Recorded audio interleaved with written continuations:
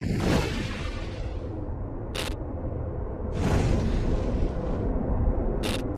supernatural is closer than you imagine. Paranormal M takes you through chilling tales and haunted mysteries. Subscribe now. Your curiosity may cost you sleep. The Haunted Child. In the quiet seaside town where I grew up, everybody knew about them. They weren't exactly outcasts, at least. Not in a normal sense. They lived far from town in a rotting, ivy-choked manor that leaned toward the cliffs as if eager to throw itself into the sea. People whispered that they were cultists, dabbling in rituals meant to call things best left unnamed. No one ever intervened. We left them alone, and they left us alone. Or so we told ourselves. Everything changed when the children started to vanish.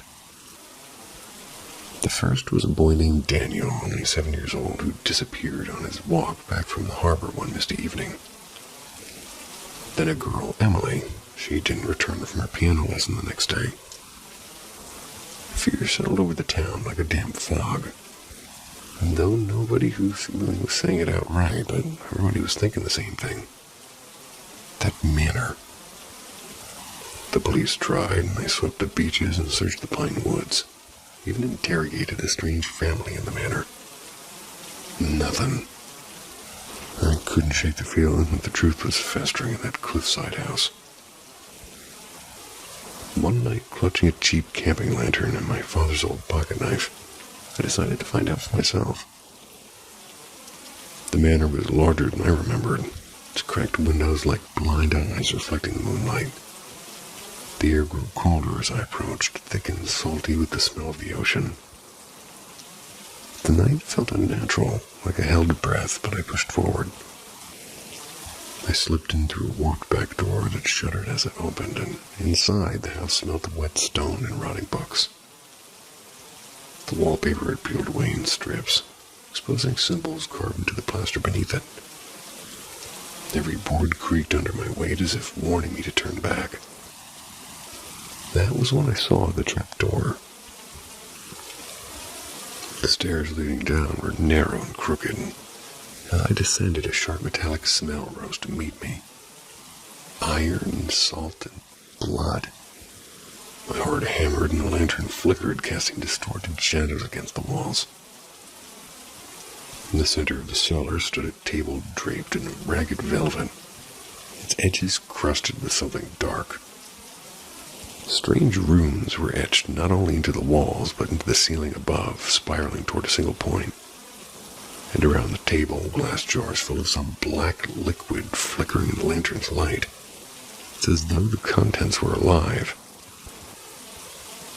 The air was heavy and suffocating, as if the room itself were underwater. I turned to leave, bile rising in my throat, and that's when I saw them, the children.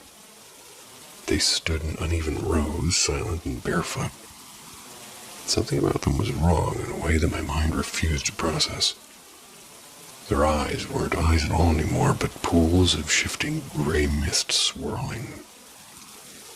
They were swallowing the lantern's light, and their faces were pale and expressionless, but their mouths began to twist into smiles unnaturally.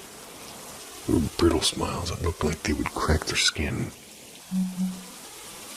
And then I understood these weren't children anymore, they were vessels.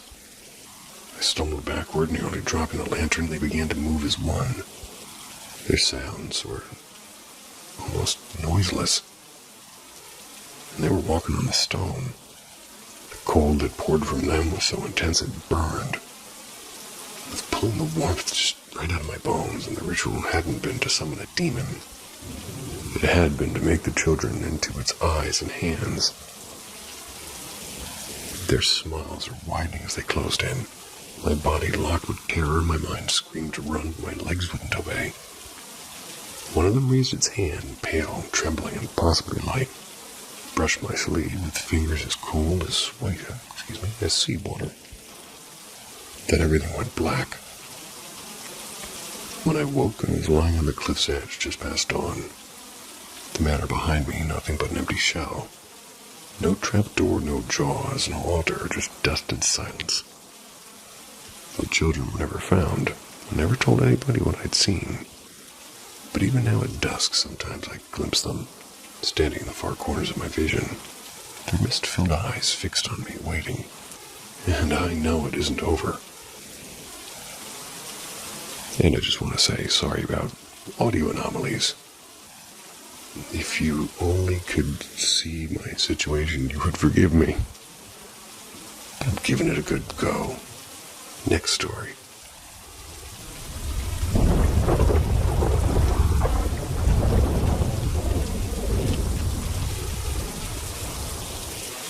The Night at Willow House. So my ex-boyfriend and I were together for a little bit over a year before I finally walked away. Honestly, it was chaos.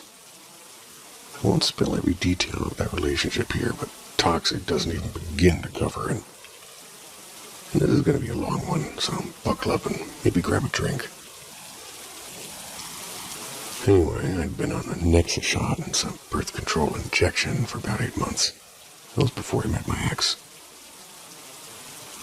My periods had been irregular during that time, mostly just random spotting, nothing scary. And then I met Ellie and instantly thought he was perfect. Or Eli, sorry. I ignored every single red flag, even though there were plenty.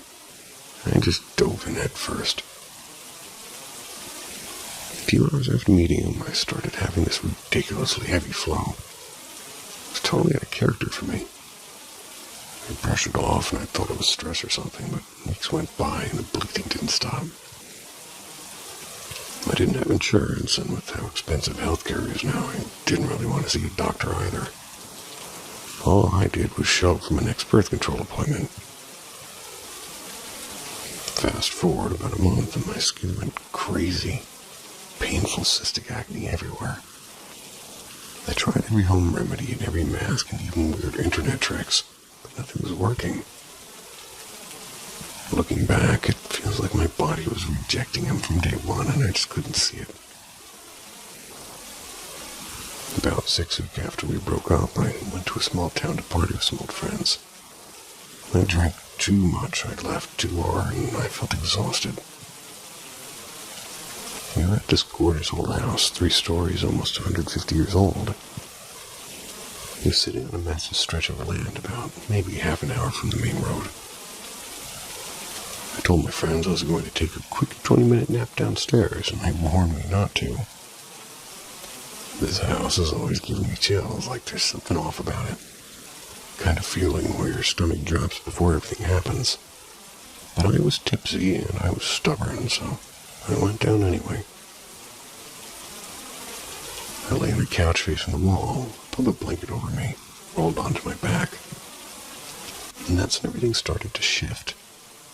It's hard to describe, it was like a trance but real. I turned onto my side, blanket tucked underneath my chin, and I felt someone behind me. Not just like warm, like hot, like scalding skin hot. I turned my head just enough to see, and it was Eli's face, but warped and melted into something monstrous. It was red and wet looking, and his teeth sharp and eyes flat. I couldn't move, and my eyes could dart around, but my body was locked. I heard footsteps upstairs and voices and pots banging and my friend trying to wake me. Eli's demon self stayed there, and his head tilting like an animal. I put a hand on my shoulder, long cracked yellow nails digging in. The eyes, though, stayed exactly his. Burned into my brain, and everything just went black. Woke up drenched in sweat with my friend shaking me. I left that night, drove home shaking, and I've never been back to that house. Haven't told anyone in real life, because honestly, I'm just terrified. And here's the weirdest part. About a week after that night, my bleeding stopped completely. It was just gone. It's been over 2 months, and I still can't get it out of my head. I don't feel anything for him anymore, nothing at all, but I can't forget what I saw. And yeah, I do believe in God, so anything helps.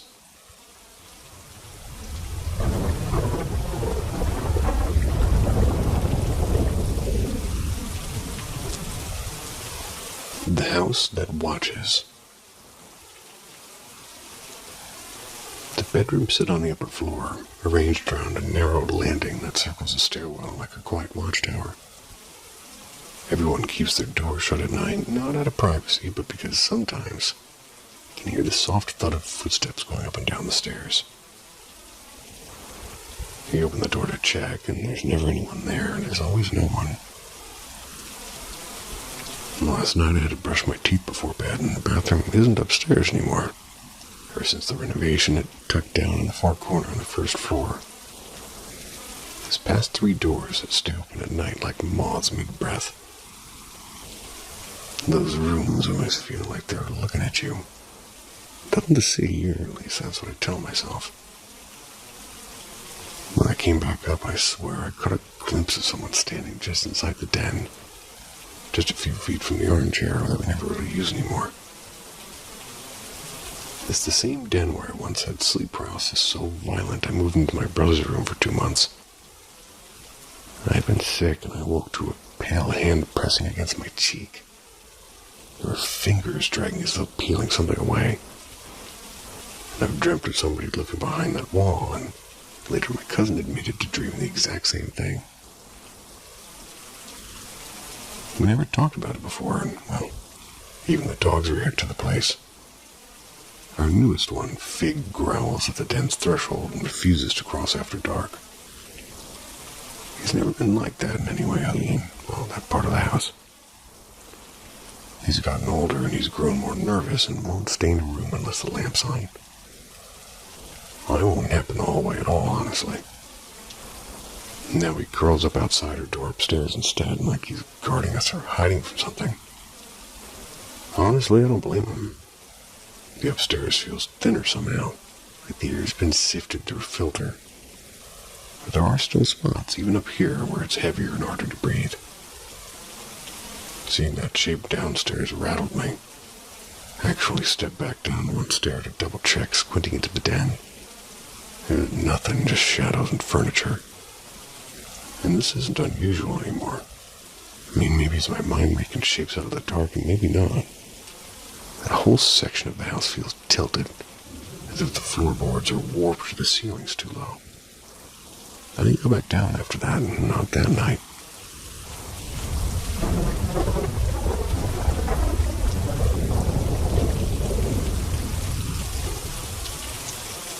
The Attic's Whisper. I'm a 30-year-old female, and our family home isn't just old, it's ancient. It's a sprawling stone house built by Polish craftsmen before the Great War. There's always something strange about it, like the walls themselves are listening. As a child, I hated the attic and the crumbling shed behind the house, and couldn't even explain why. It felt like somebody was always waiting there. My mother grew up in that same house with her parents and brothers. She used to tell me I had the same eye color as her little sister who died young. And coincidentally, I was given her name too, and when I turned 14, my mother finally told me the truth. That aunt had hanged herself. Not in the attic, but in the shed behind the house. It was a bitter winter morning. It was around that time I started to notice things. First, it was just creaks and whispers. Nothing unusual in an old house. Then I began seeing shapes and figures flicker at the edge of my vision. And it wasn't just at night, but in broad daylight too. Once I woke up to see a woman standing at the foot of my bed with her hair loose. It was as if she'd been caught in the rain. Terrified, I pulled my blanket over my head. When I dared to peek again, she was gone. I tried convincing myself it was just stress or my imagination, but these things started without any trigger. I wasn't reading ghost stories, and I wasn't thinking of my aunt. They simply happened. One afternoon, I clearly heard someone opening and closing the wardrobe right next to my door. I thought it was my father, but the house was empty, and my younger brother was still asleep upstairs. Hadn't heard a single door open or close, and no footsteps in the hall, nothing. The wardrobe creaked shut again as I stood there frozen. And the worst came one night. I woke up to a sound like small animals scurrying. I kept 2 pet hamsters at the time, so I assumed it was them. But as I grew fully awake, I realized the sound wasn't scratching, it was footsteps. Slow, deliberate, heavy, like someone walking in boots dusted with gravel across my wooden floor. And from the door straight toward my bed at that. I couldn't move, I couldn't even breathe, and after a few minutes of sheer smothering silence, it stopped. I leapt up, turned on the light, and my hamsters were asleep with their cage. Well, I shook their toys, I checked every little hut and wheel they had. Nothing could have made that sound. The next morning, I went out to the shed. Couldn't explain why, but I had this sudden thought. Maybe it's her. Maybe my aunt is trying to tell me something.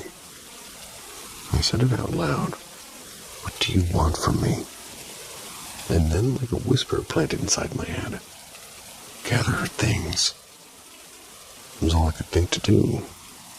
I asked my mother what my aunt's belongings were, but I was still in the attic. We found some old letters, a broken music box, a few paintings, a diary.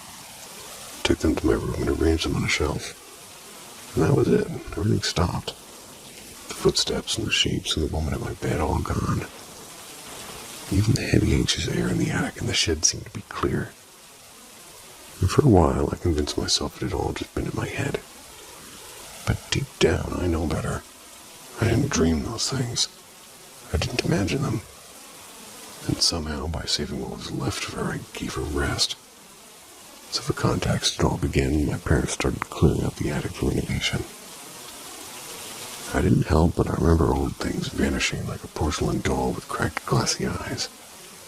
Always unsettled me. And I was never afraid of dolls, but that one, I just couldn't even look at it.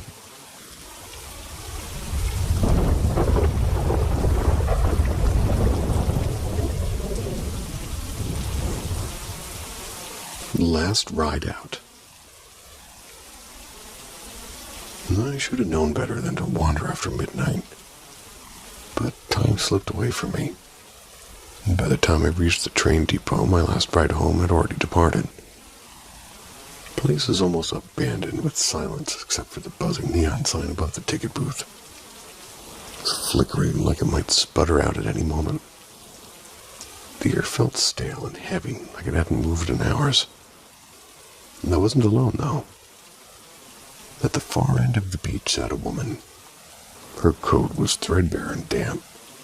It's as though she'd been standing in that rain for days. She leaned forward slightly, with her elbows resting on her knees. But her face stayed angled toward me.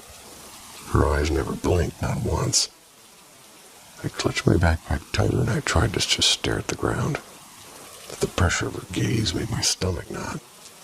And something about her was wrong and off in a way I couldn't really name. I glanced up at the timetable. The next train was due any second. Oh, good. A few minutes more of this, and, well, it'd be just another late-night story I'd tell myself to laugh off later. And finally, a faint glow appeared at the far end of the tracks. The train rolled in with a hiss and a grinding of brakes. And then I stepped on quickly, not daring to look back at the women. The conductor barely nodded at me from underneath the shadow of his brimmed hat. Fine by me, I was just glad to be away from that stare. I settled into a cracked leather seat, the smell of old smoke clinging to it, and I exhaled slowly. The train lurched forward, and out of habit I peeked out the window.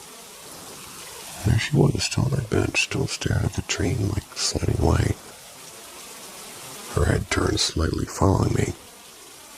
I should have been reassurance, or rather, it should have been reassuring that she hadn't bored in, but her unbroken gaze through the glass sent a tremor down my spine. You're tired, I told myself. Everything feels scarier in the dark, too. The train clattered over the rails and the rhythmic sound soothing me for about a moment. I was starting to relax when the conductor's voice cut through the silence. "You're the only one on board tonight," he said. His voice was strange, almost like it had gravel in it. I froze because something about the way he said it, like it was a warning, not a fact, made my pulse quicken. Slowly, I looked up at the small mirror mounted above the aisle. In its dim reflection, I saw her, the woman sitting in the last row smiling. Impossible. I'd seen her outside. She hadn't gotten on. My heart hammered as I forced myself to turn around to see for myself. The seat was empty. My breath hitched. Maybe it was a trick of the glass. Maybe my nerves were eating me alive. I just turned back around, pressing my palms together, trying to keep them from shaking. But in that mirror, she was still there. Her grin had widened now, stretching far too much, and her teeth looking wrong, too many and too sharp. Her eyes glowed faintly like dying embers.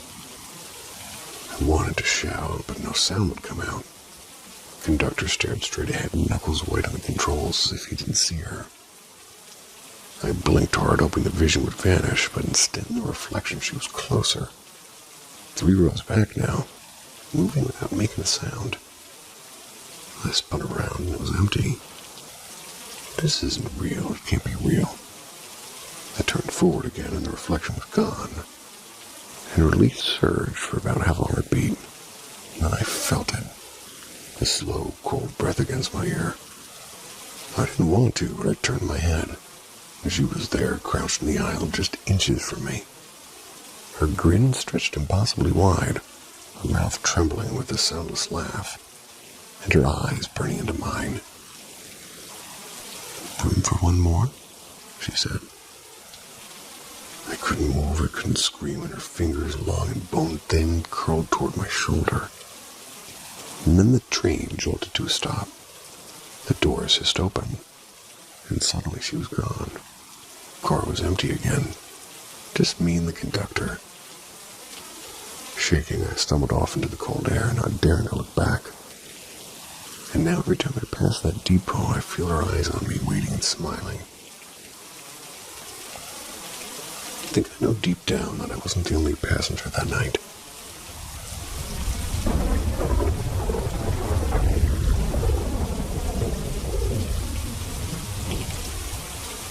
The house that hummed. When I was a kid, my weekends often belonged to Grandma's cottage at the end of the Pine Hollow. It wasn't much to look at, just a squat, moss-covered place hidden behind a crooked iron gate.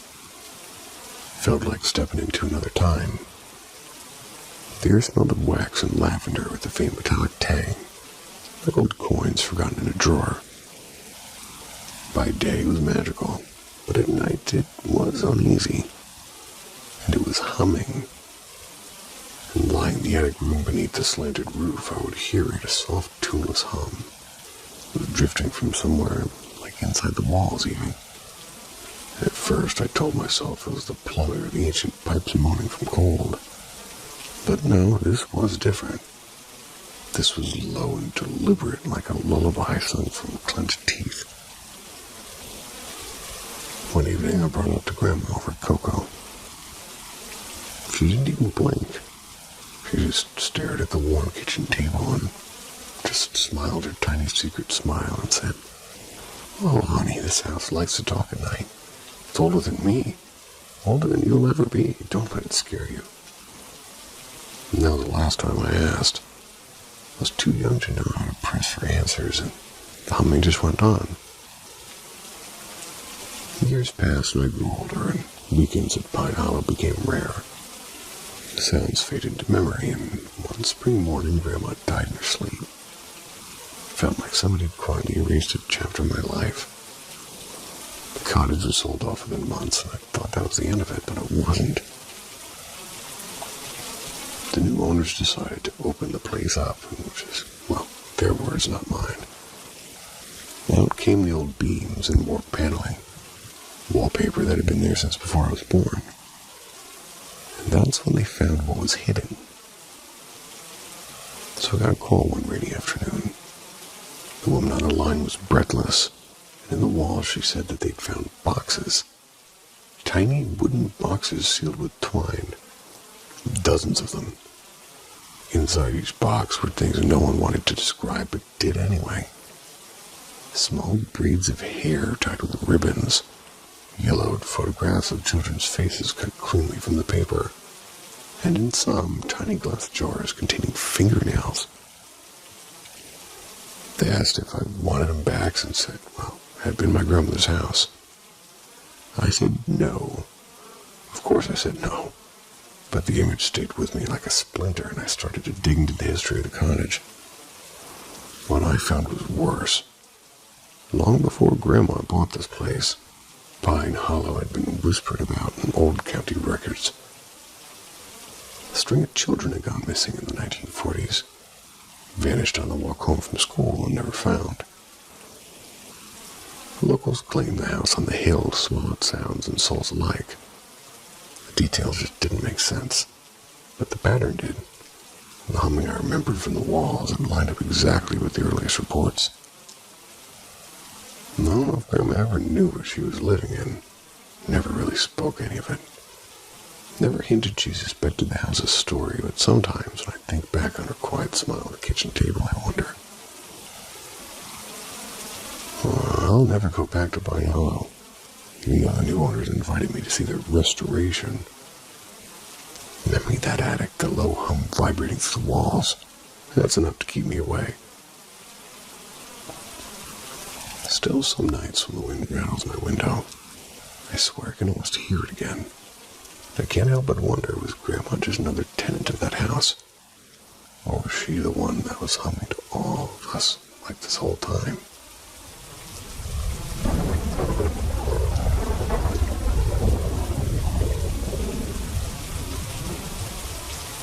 The things that moved.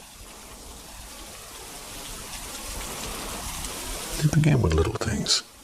My wallet or my headphones or even the charger of my laptop.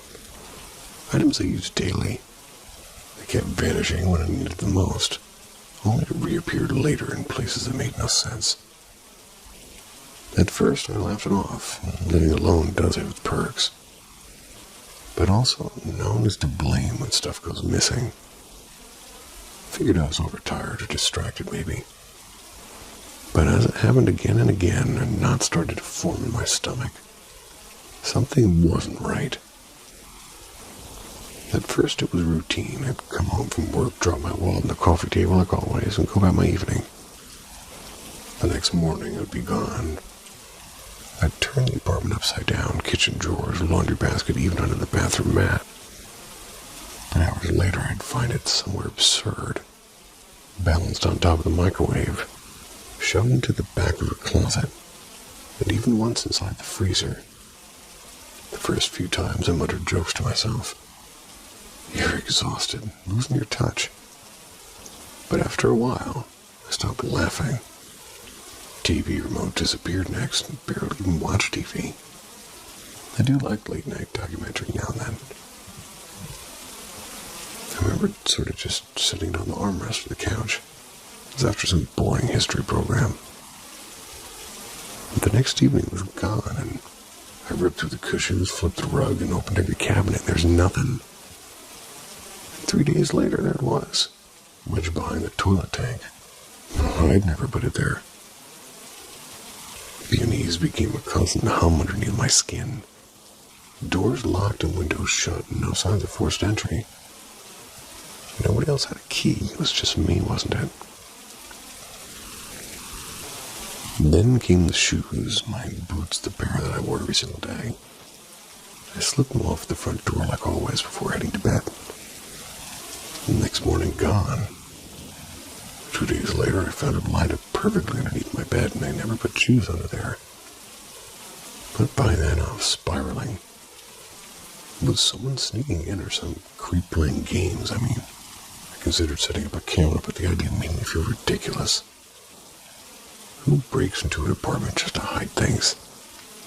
It had to be me, right? Like maybe I was doing it in my sleep. Then the wallet again. This time gone for a full week. I had left on the kitchen counter before bed, and by morning, nothing. I checked the garage and the car and the fridge and the garbage and nothing. Just as I was ready to cancel all my cards, I found it under a pile of laundry I'd already folded. I hadn't put it there. And then my phone disappeared. I always left it on the nightstand, always. One morning it just wasn't there. I didn't sleep at all, and I just kept imagining someone standing in the dark beside my bed reaching out for it. The next week blurred together, and nights spent pacing the apartment, listening for footsteps that never would come. Shadows that seemed to shift when I wasn't looking. Finally, I found the phone jammed under the couch. It was deep inside, like somebody just pushed it there on purpose, and my hands are just shaking so much when I'm holding this thing. And that's when I finally bought cameras. 2 of them. One for the living room, one facing my bedroom door, and if somebody was sneaking in, I'd see them. But that night, something worse happened. I woke to a faint sound, a low muffled clink like glass being set down. My heart hammered in my chest as I lay frozen, straining to hear it again. Another sound followed, and softer this time, like fabric sliding across wood. I grabbed the nearest thing for protection, a broken umbrella, crept through the apartment. Nothing but silence again. So in the morning, when I checked the camera footage, both files are gone. Not corrupted, not blank, but erased. Cold dread was pooling in my stomach. Like, was I erasing them, or was it all me? I stopped going to work, and I better left the apartment. And food lost its taste, and sleep became impossible. Couldn't tell anyone if I was imagining the sounds, or if something was actually there waiting. Then one morning, I walked into the kitchen and I saw it on the counter. My phone. But it wasn't the phone that made my knees give out. It was the open text message on the screen. Did you miss me? It wasn't my message. That was the moment I realized. I had never been alone. Not once. Maybe I never will be.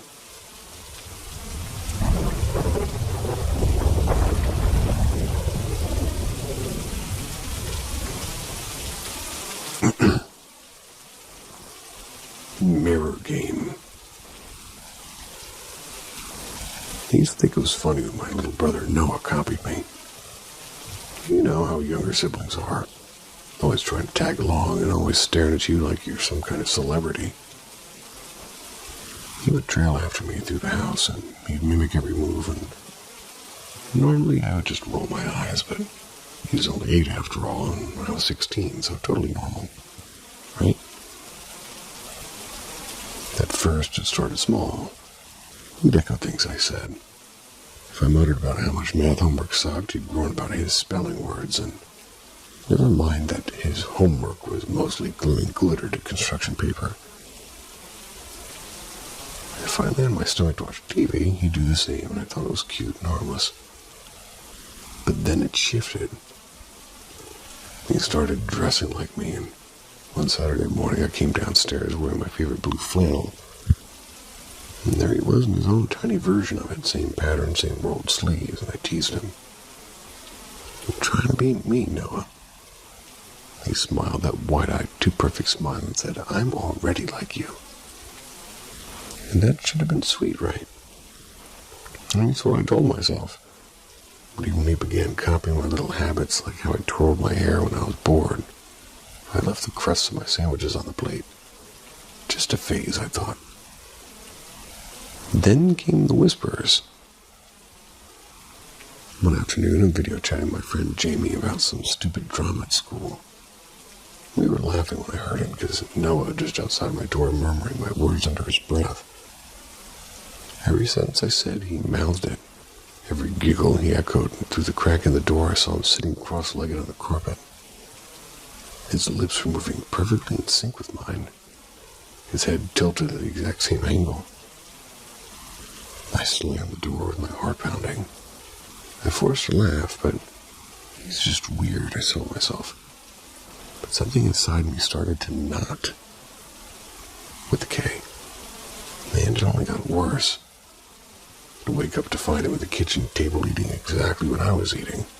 Same oatmeal, same spoon, same number of blueberries. He started choosing shoes that matched mine down to the laces. If I wore braids, so did he. He even begged Mom to buy him my brand of sneakers. Then one night at dinner, while I'm telling Mom and Dad about a weird dream I'd had, Noah interrupted. "That's not how it happened," he said. Then he recited my dream back to them word for word as if he'd dreamed it himself. My parents laughed, saying how connected we were, and I wanted to scream. The breaking point came last Thursday. Came home from school and I went to grab my journal from under my mattress. The one that nobody knew about. Pages felt wrong, like they'd been handed, and then I saw it. His handwriting. It was small and uneven, but definitely his. And at first I thought it was some weird prank, but then I read it. "Dear Journal, sometimes I wonder what it's like to stop being myself, to really become someone else, to take their place. I'm closer now, and she doesn't see it yet, but soon she will." My stomach turned, I flipped the page, and he'd written things only I would know. Captured my private thoughts from earlier entries. But at the bottom, in a shaky, childish scrawl, there's a line that I had never written. "One of us won't wake up. I don't blame you." My hands trembled so hard the journal was slipped from my grip. I heard soft footsteps outside my room. My heart hammered and opened the door. Noah stood there staring at me with a blank face, eyes locked on mine. "Why are you in my room?" I demanded.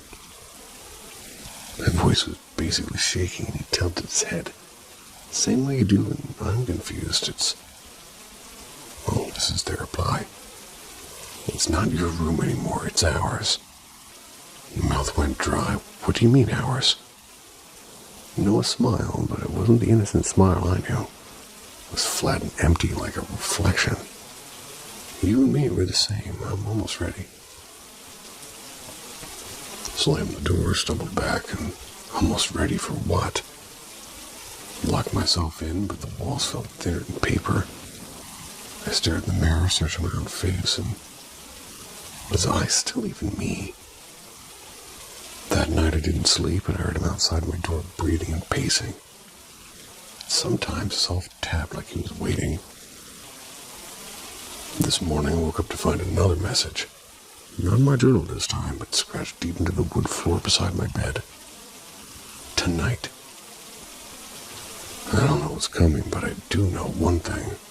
By the time the sun rises, only one of us should still be here.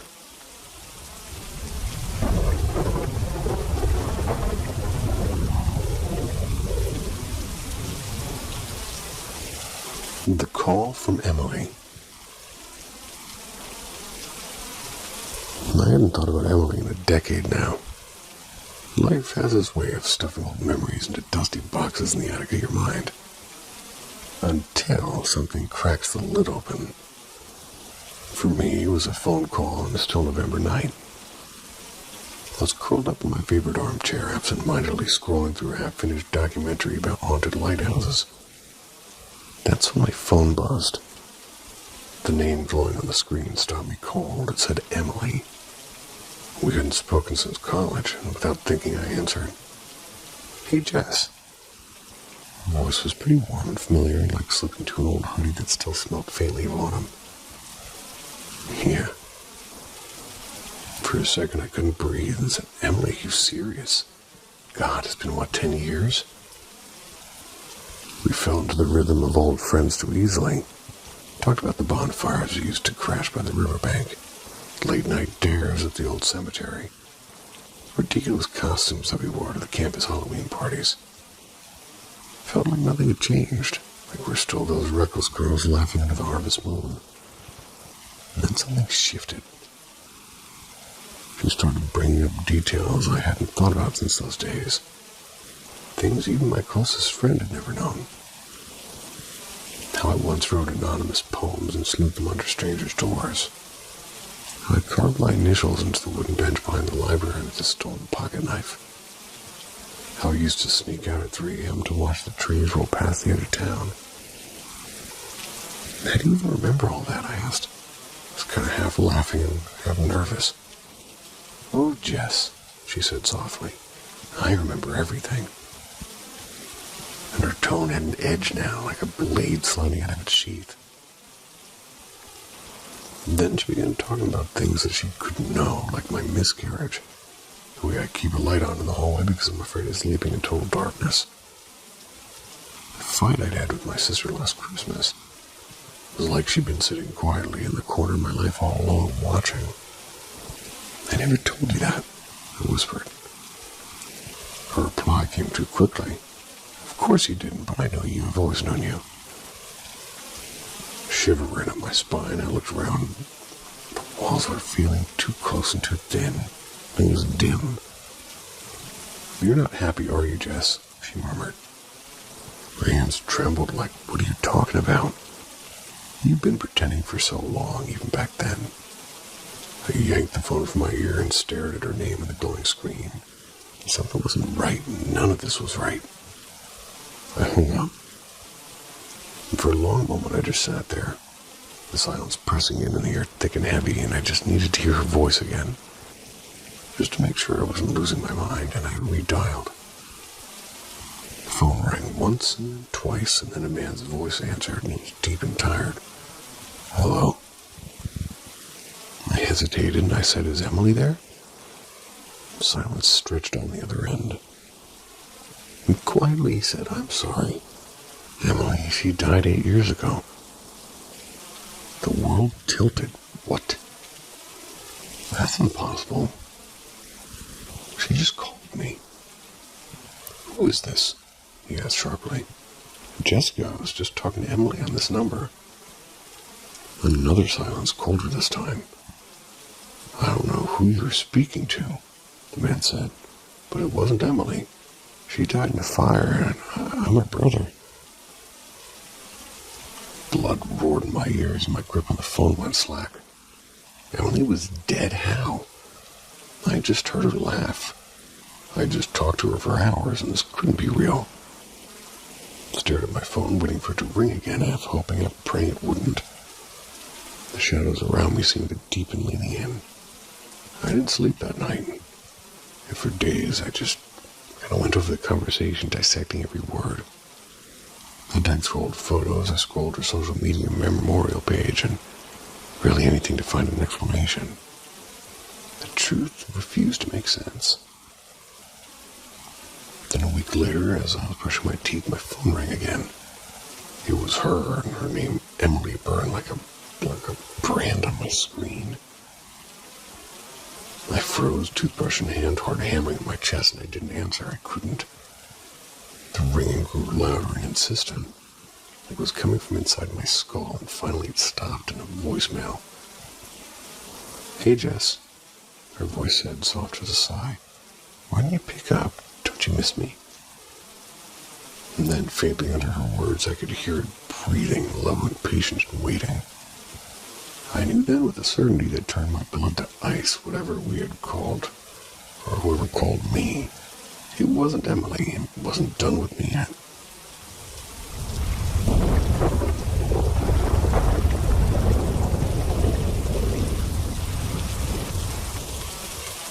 The thing at the edge of the meadow. I'd always dreamed of living by myself. And after years of noisy roommates and drafty studio apartments, finally had my own place. A small, time-worn cottage at the far edge of the sleepy village that I was in. It wasn't much, but it was mine. Encircled by a wide meadow and crooked old willow trees, the house felt like a sanctuary.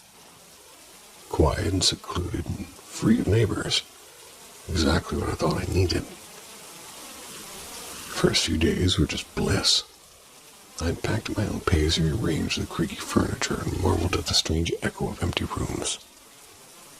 In the evenings, I'd sit in the kitchen with a cup of chamomile tea or a battered paperback.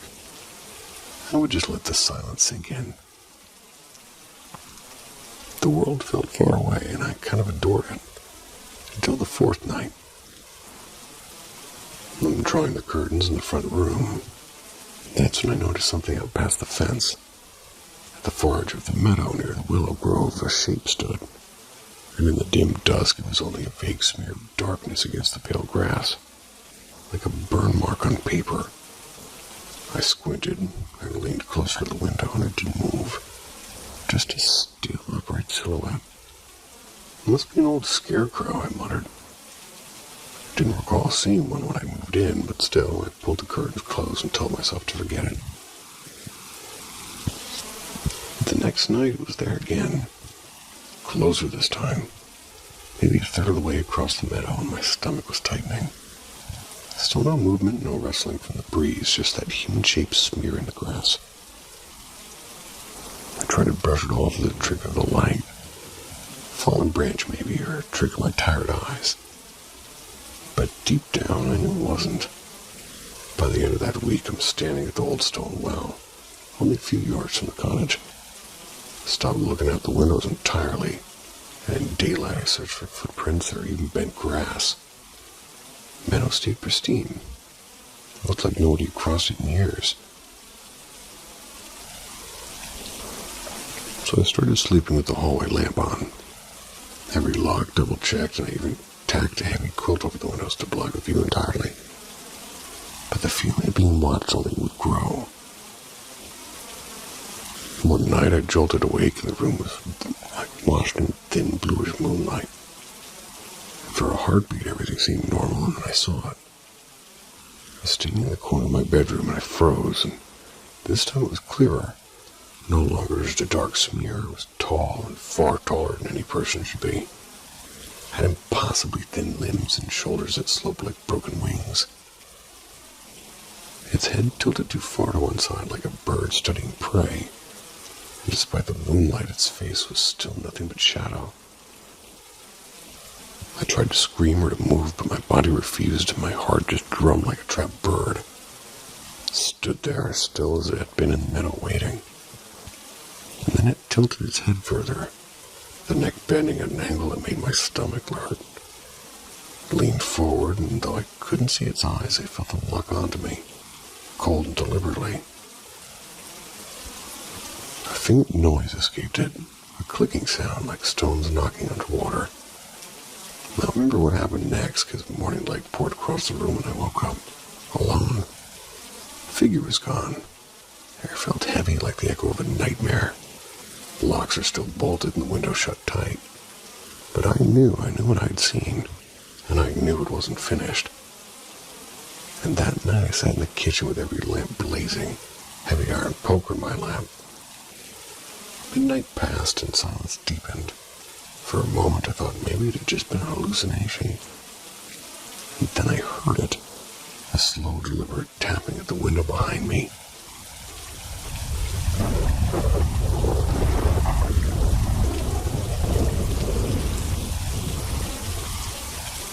Story. Good title.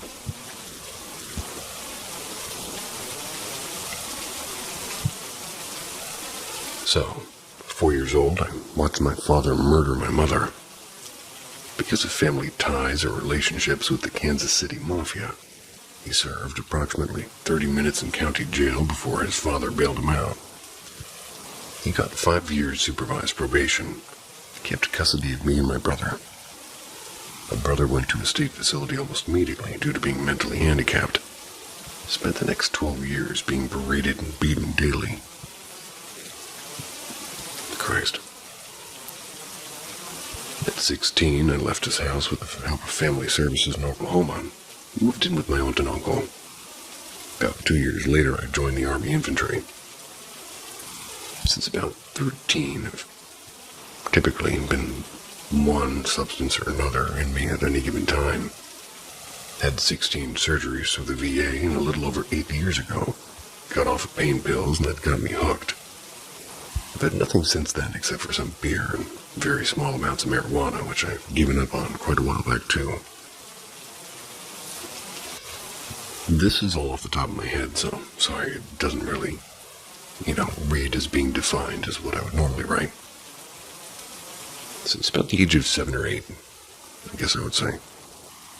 I've seen shadow figures periodically, especially when I've been in a very depressed state. It's normally just 1 or 2 at a time, and maybe once or twice a year. Before that started, I had 2 identical dreams back to back. I could hear my mom's voice coming down the hallway of my house, and I'd wake up and my room would be completely resituated. My bedroom door would be open. And Dad never let me sleep with my door open in reality.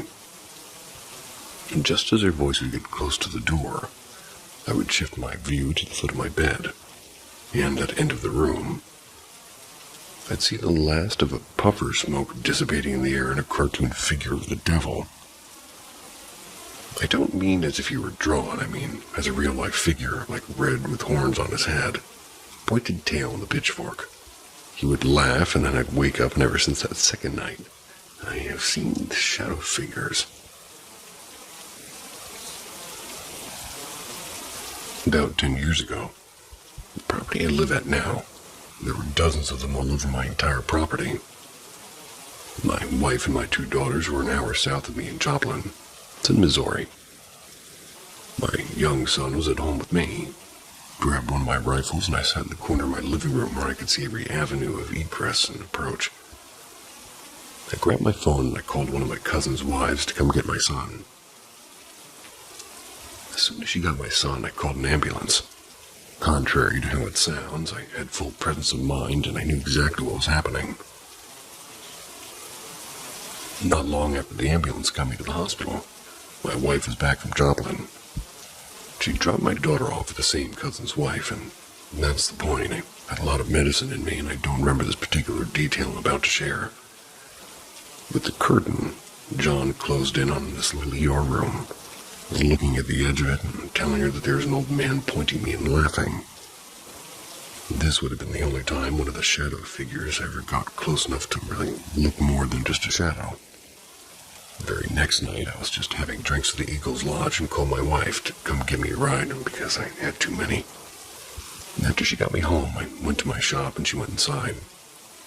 I don't know why she came back out, but when she did, found me in a pool of my own blood and called an ambulance. Cops saved my life. Spent the next several days in a nut ward at the Kansas City VA.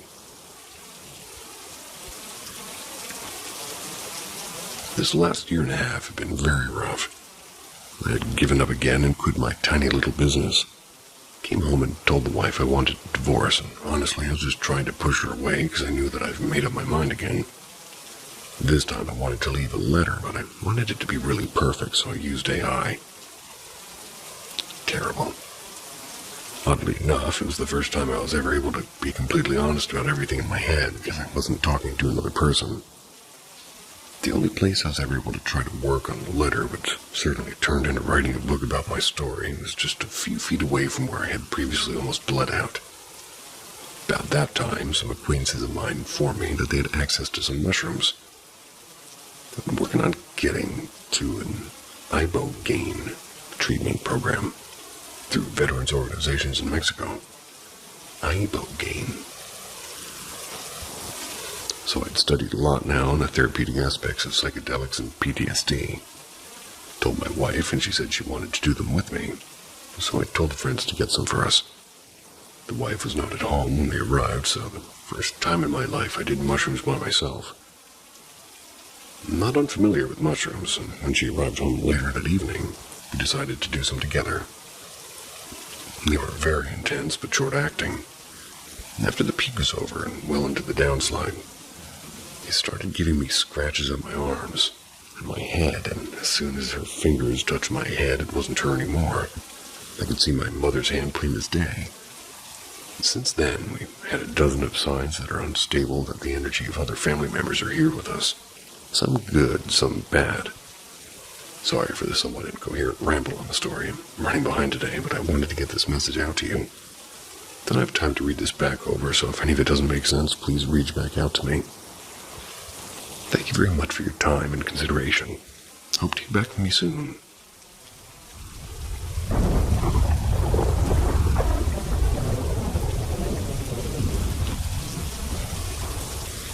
I think I just woke up for another universe, and it wasn't a dream. Something really bizarre happened to me today. Don't even know how to fully explain it. I'm not saying I had a dream. It felt like something way beyond that. Here's what happened. Last night I slept at around 5 a.m. and woke up around 9 a.m. Then went back to sleep again around 11. And that's when it started. I woke up in what felt like another version of my life, in a different room, completely unfamiliar, yet somehow mine. Standing at the door of this strange room, my mother was walking toward me slowly. The whole environment was muffled and blurry, like I was half fading between two states. I could hear her voice echoing and distorted. As she approached, I suddenly felt myself slipping, like my consciousness was collapsing. And then bam, I just woke up here, back in this world. But it didn't end there. For the next 30 minutes I couldn't move. Not like regular sleep paralysis, I've had that before. This was something else entirely. My body felt like it hadn't fully reconnected, my eyes barely opened. Everything was spinning and I had to fight just to blink. It felt like I'd been downloaded back into my body. And here's the freakiest part. The moment I opened my eyes in this world, I got a flash, like a download of memories. As if I had lived a life in that other place and was suddenly being ripped back into this one. Couldn't even remember who I was for a while and where I was. I just lay there trying to remember this reality again. So what the hell was that? Was it a dream or a glitch or a consciousness shift?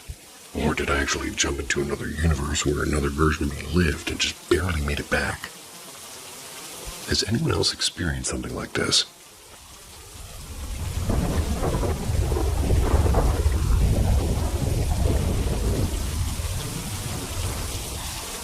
My boyfriend's side of the story.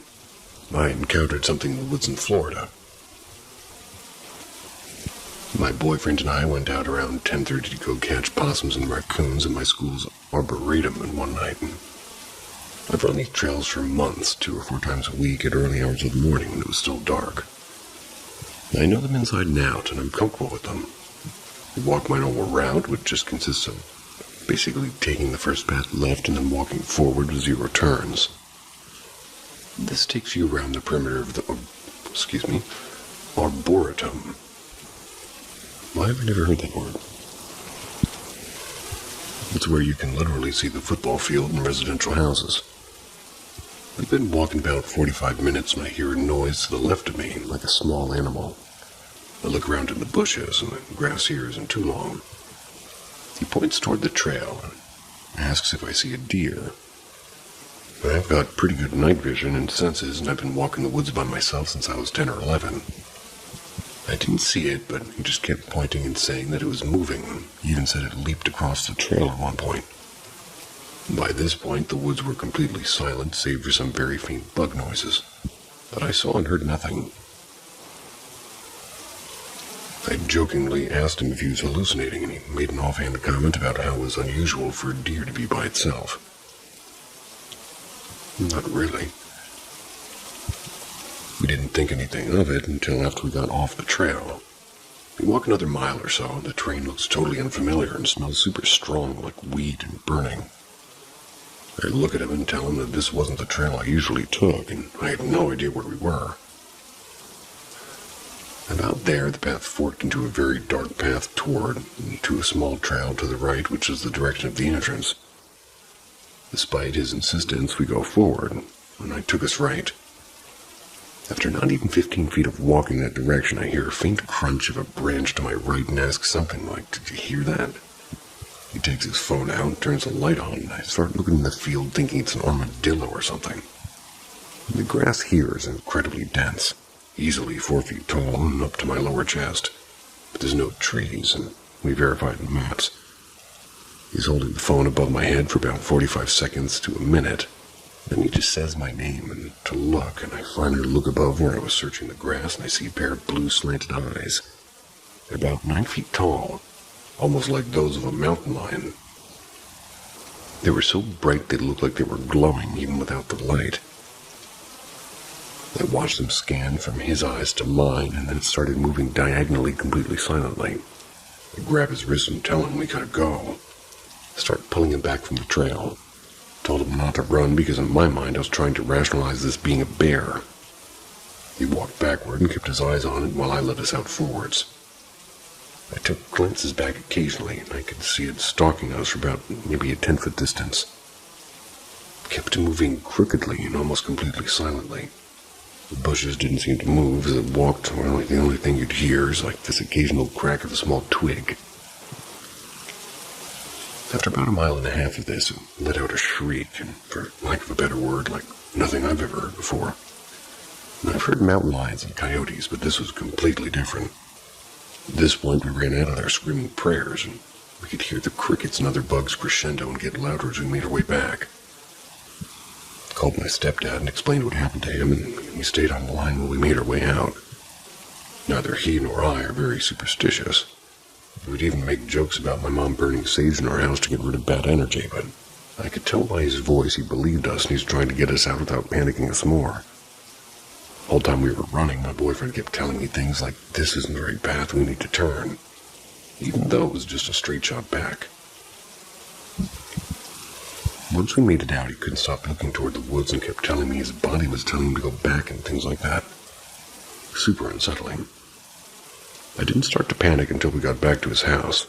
Couldn't stand going home alone and walking by that forest tonight to get back to my dorm, so I stayed at his place until sunrise.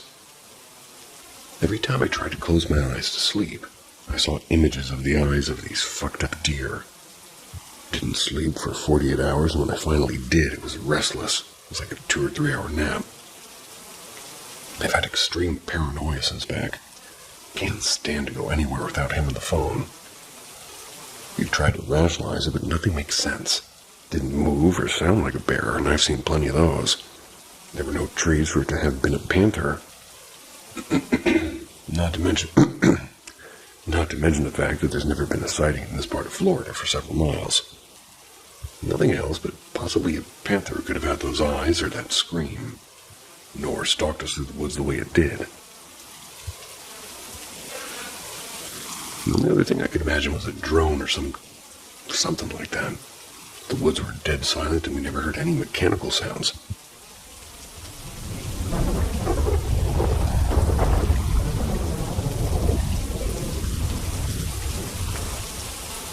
Lights in Michigan. This happened about 10 to 12 years ago. I'm 20 now, and to preface, my dad owns his own land in rural Michigan. Middle of nowhere, all woods and no service. But it's right on a lake, so it used to be really nice for camping trips.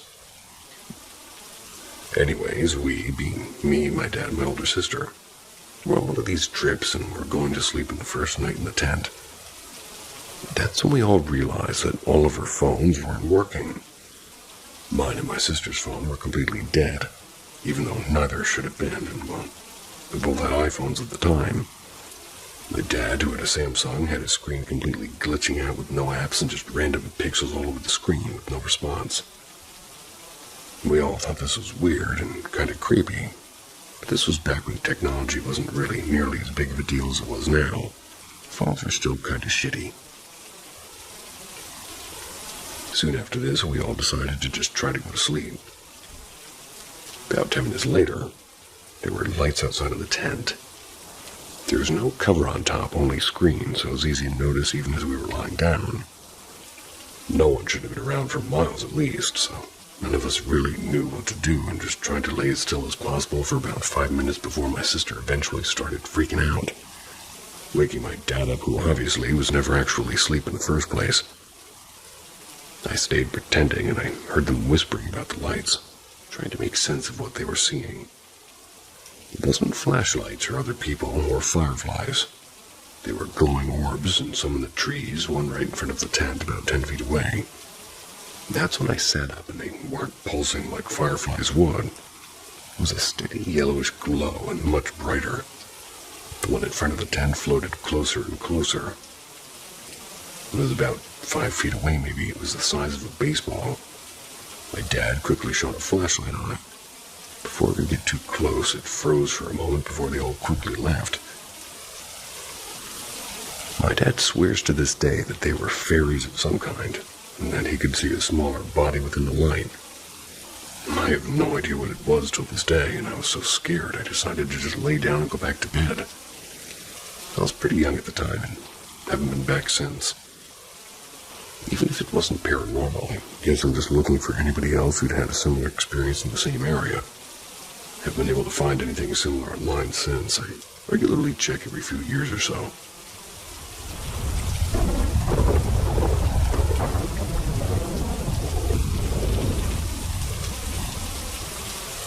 My supernatural experience. I was born and raised in Germany, but I'm Turkish, and growing up with a mostly Muslim population also comes with its own horror stories about jinns. When I turned 14, we moved back to a small village in Turkey. It was with a huge culture shock, and when me and my twin sister started hearing about horror stories about these creatures, we found it absolutely cool that creatures could exist, and we were super into these stories, and horror movies, and the supernatural in general. My grandpa was the coolest man that would ever tell us stories most of the time, but would laugh it out at the end because he thought he would get scared, or rather, we would get scared. I was 16 years old when my grandma died, and I remember being devastated and heartbroken since we were living with them for years, and it felt like my own mother died. Grandpa died after 3 years. She died in Germany, so by the time her body was delivered to the village, it was 7 days past. The Muslim burial tradition doesn't require caskets. The bodies are wrapped in white cloth and buried like that, slightly leaning to one side, which I always found interesting. And if you fulfill a type of cleaning ritual, abdest, they said that you can see the dead body. We did, and I found it traumatizing to see her laying there, and her face looked absolutely normal and alive. Couldn't wrap my head around the fact that she was dead. Me and my twin, we went back to the house and to our rooms, which is beside my grandparents' room.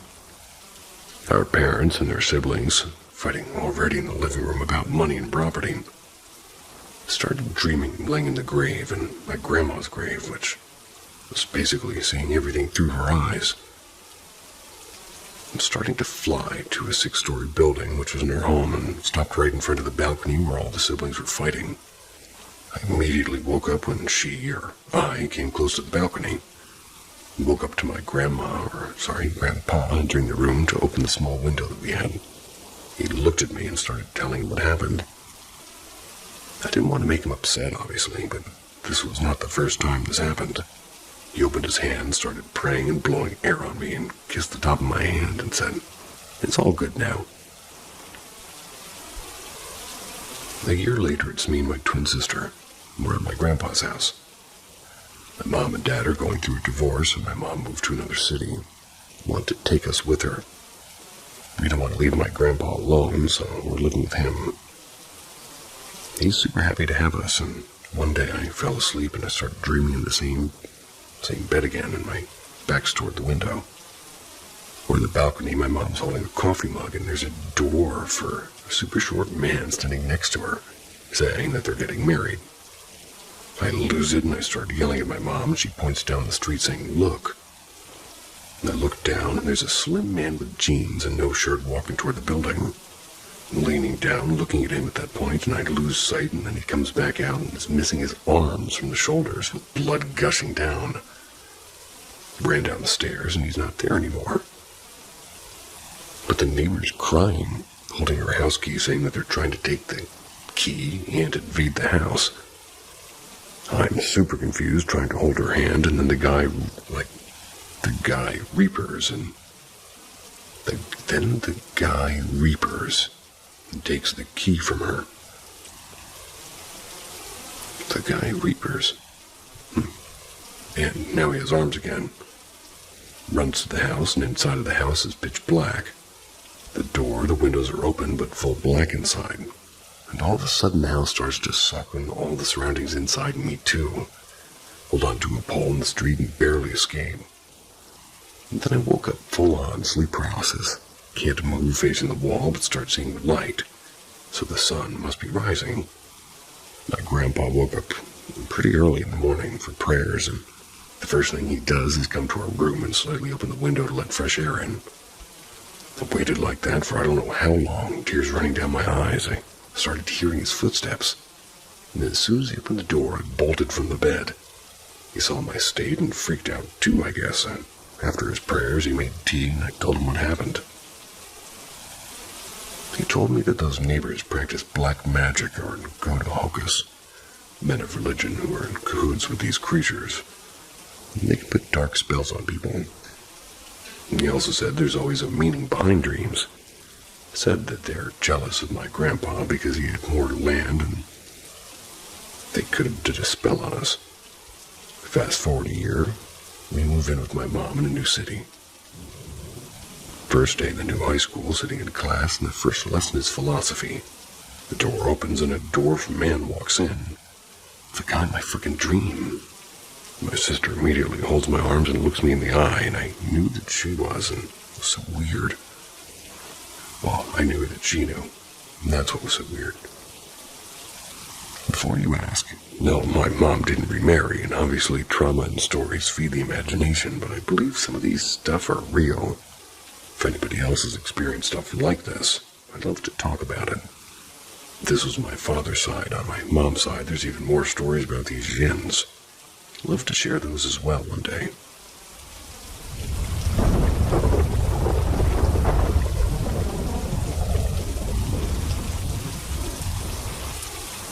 Time skip, sleeping charm. When I was a kid, I occasionally was sent off to summer camps for socializing and whatnot. In one of those camps, I experienced something really weird. I was around 10 years old, living in a room with 3 other boys my age. Midday, each day we had a quiet hour. Don't know a proper term for this in English. Basically a forced midday nap time. We're all laying in our beds talking and telling jokes, and at some point we got too loud. So one of the ladies overseeing us decided to check in her room. We heard her footsteps in the hall. There's a bug on me. So, we heard her footsteps in the hall, so we immediately shut up and pretend to sleep. Then I remember hearing the door opening and her telling us that we should sleep and not talk, and her leaving the room. All this took no more than a couple dozen seconds at max. After this, I opened my eyes. I prepared to continue the conversation we had before. But instead of everyone opening their eyes, I see everyone asleep. Not pretending with a slight sleep smile, but real asleep. Call out everyone a couple of times because it seemed too weird to me, but all of them were truly asleep. So I was laying there, the only one who's still awake. I also remember that weird feeling of silence and stillness.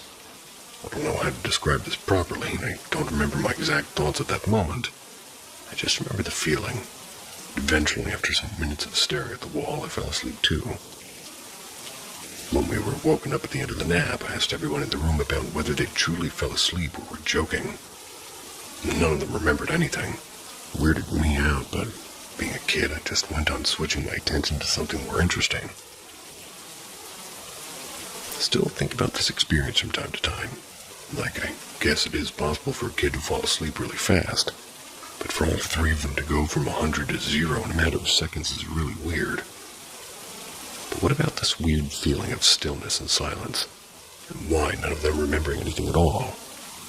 To me, it feels like I skipped time, and when I opened my eyes, it was not a couple of dozen of seconds passing, but minutes, which I didn't really feel at all. Or maybe the time froze. Or a more silly theory of our overseer lady putting a sleeping charm on us. But for some reason, it failed on me. I'm sure I didn't fall asleep and it wasn't a dream. I'm a really bad sleeper.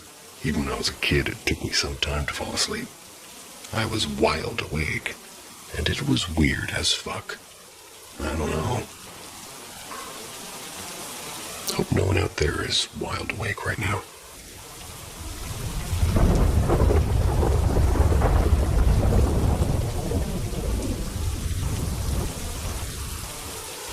Proof of the afterlife.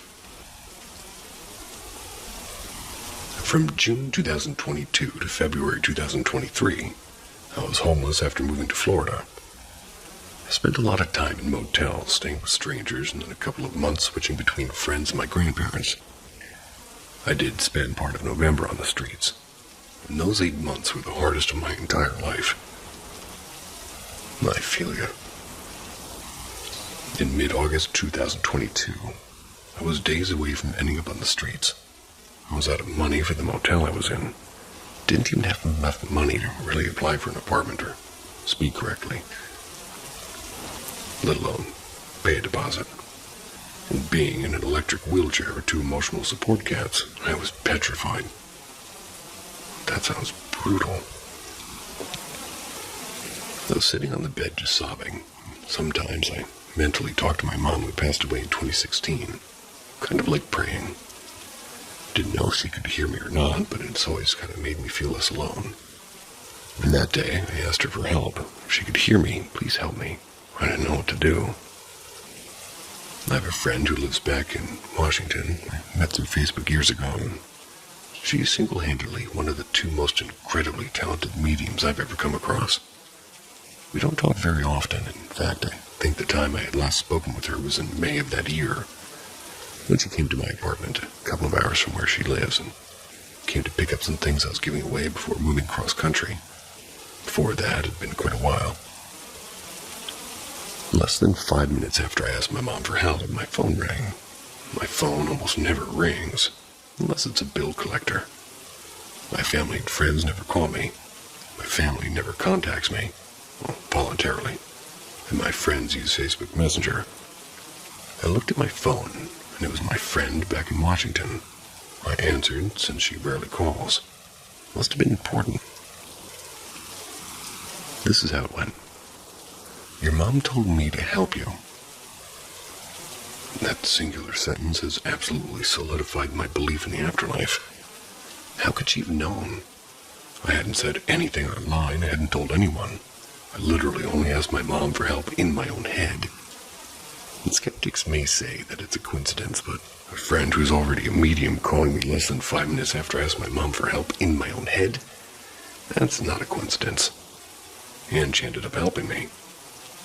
We then talked for about an hour, and after I got off the phone, I passed out completely exhausted.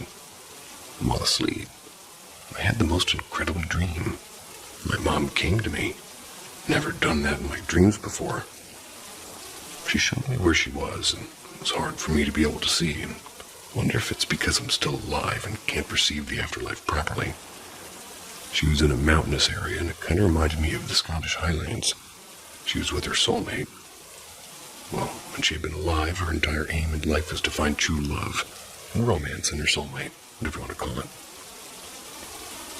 She yearned for that more than anything. She had never found it. She only found a gay man. Nothing against him for being gay, but my mom was a woman, so... The man who knocked her up and left her. The man that she couldn't open up to, a murderer, and a small handful of online dates that never turned into anything. In her afterlife, I got the sense that she just was resting between lives, taking the time to enjoy her soulmate and waiting, maybe for me. I remember trying to info dump everything I've gone through since she died, traveling around Europe and traveling around the entire world, moving to Florida. I'd written 2 books, and she told me that we didn't have time for that conversation, but that we would eventually. I asked her at one point if I was going to die. I'd been experiencing this overwhelming sense of death coming closer to me. She told me that I didn't have to. I could, of course, but I could fight it. I asked what my afterlife would be. It would be me mothering every child I'd ever lost in every life. Do you know, as a person who's wanted nothing more than to be a mother my entire life and who'd never been able to have a successful pregnancy, how enticing that was. Above everything else, I yearned for my mom and to be a mom. But I fought against that. Life is short. I'll have time for that later. Before this, I didn't believe in soulmates. I didn't know if I truly believed in any particular afterlife. What if there truly was nothing after death? It terrified me. My mom told me that you can choose to have what your soul craves the most for eternity. Or you can have it temporarily, then be reborn. We have a choice. You should see me trying to pick a soda. I guess that would put me in limbo. And I'm not bendy.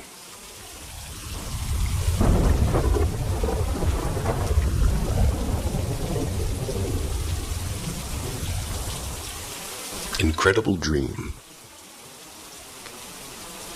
So like the title says, I had a dream. I was part of a group searching for a demon so we could destroy it. We were all dressed in tan cloaks with an ancient language or hieroglyphics written on it. We finally came upon a statue of the demon, spoke an incantation, and the demon emerged from the statue. One by one, the demon destroyed every member of my team until I was the last remaining. The demon attacked me, and I could feel it taking control over my body. And out of nowhere, another entity that looked like an ancient Japanese demon smashed into the side of the demon and screamed, "Vigna Papa Nasaka Rama." Probably just like that, too. I woke up and immediately grabbed my phone. I asked ChatGPT what the phrase meant. It's ancient Sanskrit that translates to Rama, destroyer of obstacle and sin. I don't speak ancient Sanskrit, obviously, and I've never studied it or looked into it at all. I'm convinced that I was visited by an entity in my dream. Over the weeks prior, I've been studying the occult and esoteric knowledge and ancient religions and human origin stories, UAPs and human consciousness, and other similar topics. I think I stumbled upon something that I spoke into existence, and I think an entity has tried communicating with my subconscious mind. Sounds crazy, but the phrase spoken by the entity in my dream was legitimately ancient Sanskrit, and I can't explain it. Has anybody experienced something similar to this? Let me know in the comments and help me figure out what's going on. I think we're missing part of the story when it comes to spirituality and the human consciousness, and I'd like to pursue that knowledge. I have been able to speak languages I don't know in my dreams. Well, that I didn't pay attention to in class anyway. So maybe somewhere back there I do know. I don't know.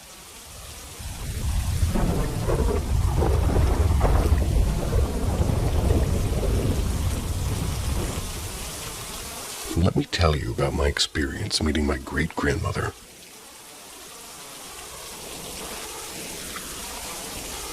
It's well known in my family that my grandpa's mom was indeed a witch. A bad person with lots of bad actions to anyone who confronted her. She came from Spain in the late 30s. Went to live in a very spiritual place in Mexico, also known as an esoteric place filled with nahuales. And nahuales are beings with the ability to change shape, often taking on the appearance of animals such as jaguars, dogs, coyotes, or birds, among others. Beyond her strict persona, being rich was one of the most focusing thing about her, or perhaps they meant fascinating. Why? Because my family rumor that it was confirmed by my grandpa is that in her house she used to hid golden coins on the wall. And me growing in that house when I was a kid, I can confirm that house had a lot of passageways between the walls. Here's the story about her death. My grandpa's friend used to do very dark humor pranks between them. It was their weird connection style, but that day he called my grandpa and told him that his mom had passed away. Of course, my grandpa was mad about that joke, but it wasn't my great-grandmother's house. It was surrounded by police cars, because somebody had stole some papers from her vault. And she was a mean woman, and she wasn't known in that town because of that and her greed around everything that involved money. Karma's a bitch. And the hearse broke down several times on the way to the cemetery, and when they arrived, the coffin didn't fit in the hole. Years passed, I grew up. I left that town. My grandpa went sick, and it was time to go visit him, and don't get me wrong, I love that house, and if it were mine, I would treasure that house with all my heart. But the vibes are kind of heavy in certain areas, like the basement in my grandpa's room. I stayed there for 2 weeks, and everything was fine until one night. I remembered that there was a presence behind me during dinner. I even told my family, and they do believe in hauntings. So they did a quick cleanse with an egg, and the egg was fine, so I took no care about it. I took a glass of water and went to my room on the second floor. I slept, then I opened my eyes, and I could see myself out of my body. I know it wasn't me being dead, but I was floating over my body. I couldn't speak, and I know I could talk with my mind, but not with a voice. Something took me out of the house, and I could see a clear view of it, and I flew to the main door and opened it, and everything seemed fine. I was on my way downstairs to the basement. It was clean. Don't take me wrong, it's been years since my visit to the basement due to decorations and old furniture and old things from my grandpa are thrown there. But this time everything was like it was used to be in the past, like 2 offices, 1 living room, a bathroom, and a garage. Everything, but from a different time. And a woman was there. She was counting her money, grabbing ledgers, and putting them in a safe in the wall. She picked a huge painting of a ship and covered it with it. When she was done, she stood still, watching to the wall. I knew that she knew that I was there. I sensed it. She didn't like it. She turned around, and she definitely didn't want me up there. Go out. No. Here. Mine. When I woke up, I told my family about it, not to my grandpa, because even what she represented in the history of her family, my grandpa adores her. Loves her, but doesn't speak a lot of her. We went to the basement, to my grandpa's old office, and there it was, a ship's painting. Behind it in the wall, we all said it was a nightmare. And I didn't felt like it. My aunt took the wooden boards off the wall, and there it was, a huge safe. We couldn't open it, so they broke into it. They found papers and maps and nothing else. But that was the moment I think she snapped. From that moment on, strange things started to happen in the house. Shadows and chills and sounds, you name it. My last night there, I saw that crow following me everywhere. I knew it was her. It had to be her. I woke up, and before leaving, I went to my grandpa's bedroom. We talked and laughed and asked me to look through the window because something was annoying him. A sound. I looked, and there was a crow. He asked me not to close the window because of her mother's favorite animals were, in fact, crows. I haven't traveled to see my grandpa. He's been sick lately, and I know I have to go visit him. I'm not scared of her, but there's something I don't connect. When she said mine, did she refer to the money or about my grandpa? Was she a Nahuai?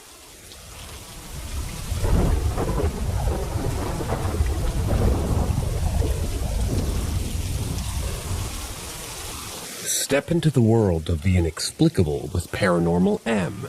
Our stories will push the boundaries of your imagination.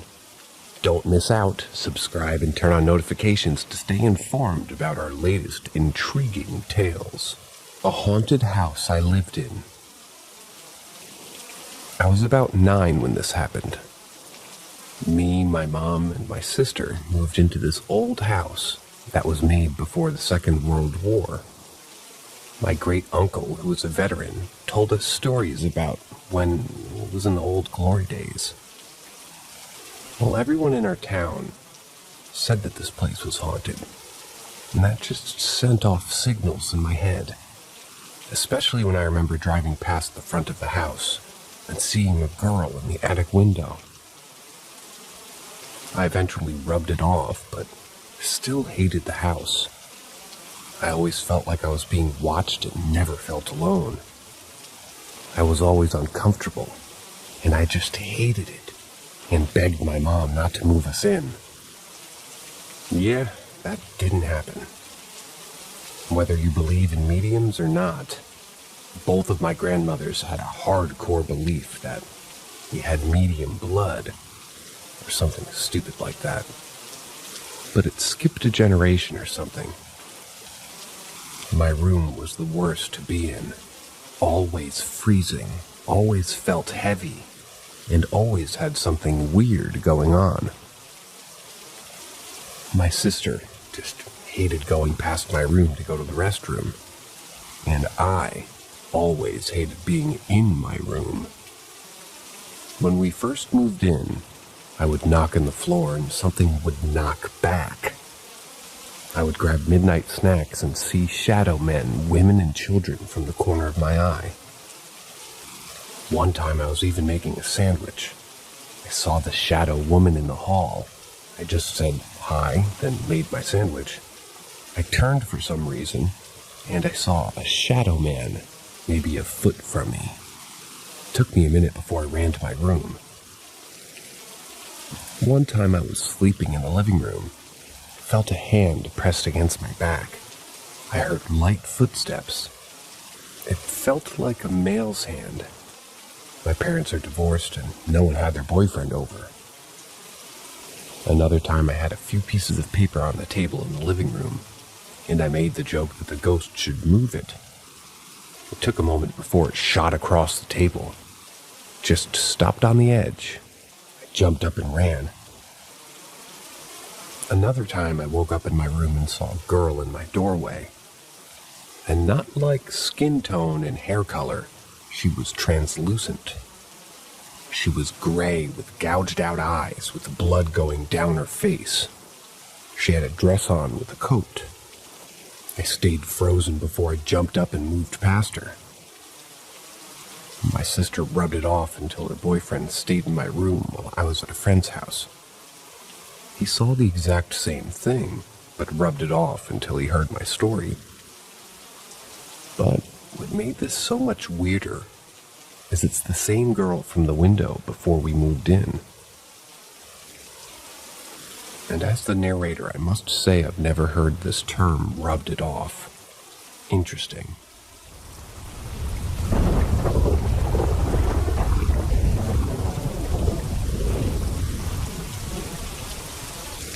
Something is attached to either me, a 22-year-old female, or my boyfriend, a 28-year-old male, and I need help.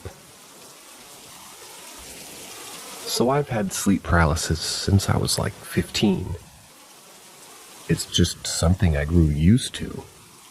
Other than the initial shock and fear, it didn't really bother me. When I was 19, I was living with my aunt, and I could just feel there was something in the house. That could be a whole post itself, but there was one experience that changed my perception entirely. I was working at Ulta at the time, just relevant to the story. Most of my job was just showing customers products and swatches. I normally used to get sleep paralysis when I was laying on my back, but this specific night before I worked, I'd fallen asleep on my stomach and ended up having a really bad episode. And she, my sleep paralysis demon, was always the same woman, was sitting on my back this time, pinning my wrists down. I could paint the picture, all the details, so this was by far, the most intense skin-crawling episode I ever had. My wrists were throbbing. I thought I could feel her digging her fingers into my skin. I could feel her legs squeezing my ribs and even her hair brushing my back. It was so vivid. I came to, and of course there was no one actually in my room, but my skin was crawling. Well, I went into work the next day per usual. Went through my normal day.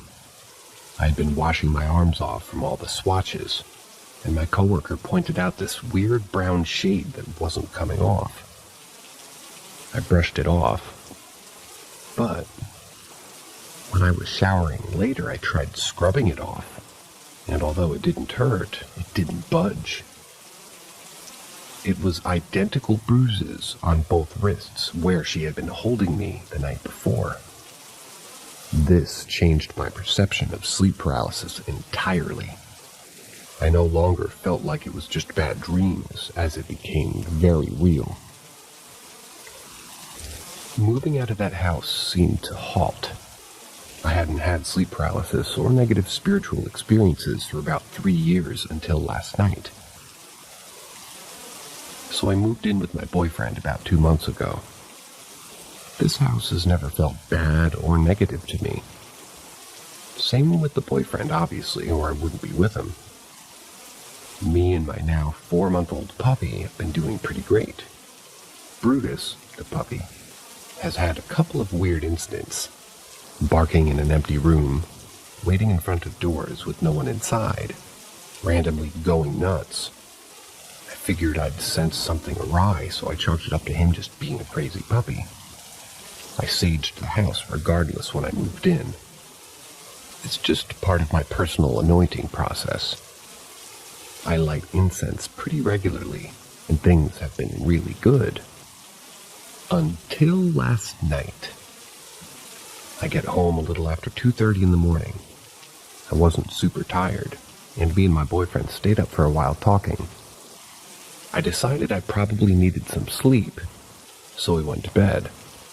He fell asleep holding me in a very specific position. I fell asleep, but it was kind of like a weird half-awake, half-asleep kind of feeling. I was asleep with my eyes closed, though. It was weird because it felt like I was awake. It was so vivid. In my quote-unquote dream, I was looking at my boyfriend, in a different position than I saw last. And right behind him was a woman, not the same woman I used to see either. Her image shook me to my core. All the stereotypical sleep paralysis demon features. Dark hair, pale skin. The thing that freaked me out the most was its eyes. They were wide open, staring at me from behind my boyfriend's head. I couldn't see her mouth, because only the top part of her head was peeking over him, but it looked like she was smiling. It took me a solid 15 seconds to force myself awake.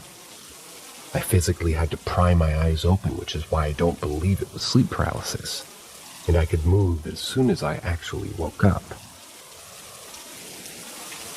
When I looked and saw that my boyfriend was now in a completely different position, the one that he was in my dream, I instantly felt nauseous. This did not feel right at all. As soon as I woke up, I sat up hyperventilating and crying because of how bad this energy felt. My boyfriend just tried to comfort me, telling me it's just a dream, and all that. But this was different. This felt demonic. I ended up shaking and crying in the bathroom last night, dry heaving from the image. Her face is burned so deeply in my mind I can't sleep. I'm cleansing the house again today. Something's telling me this is deeper than that. My boyfriend believes in the paranormal and doesn't have a problem with the way I handle things. But he's one of those, if I don't see it, it doesn't bother me kind of people.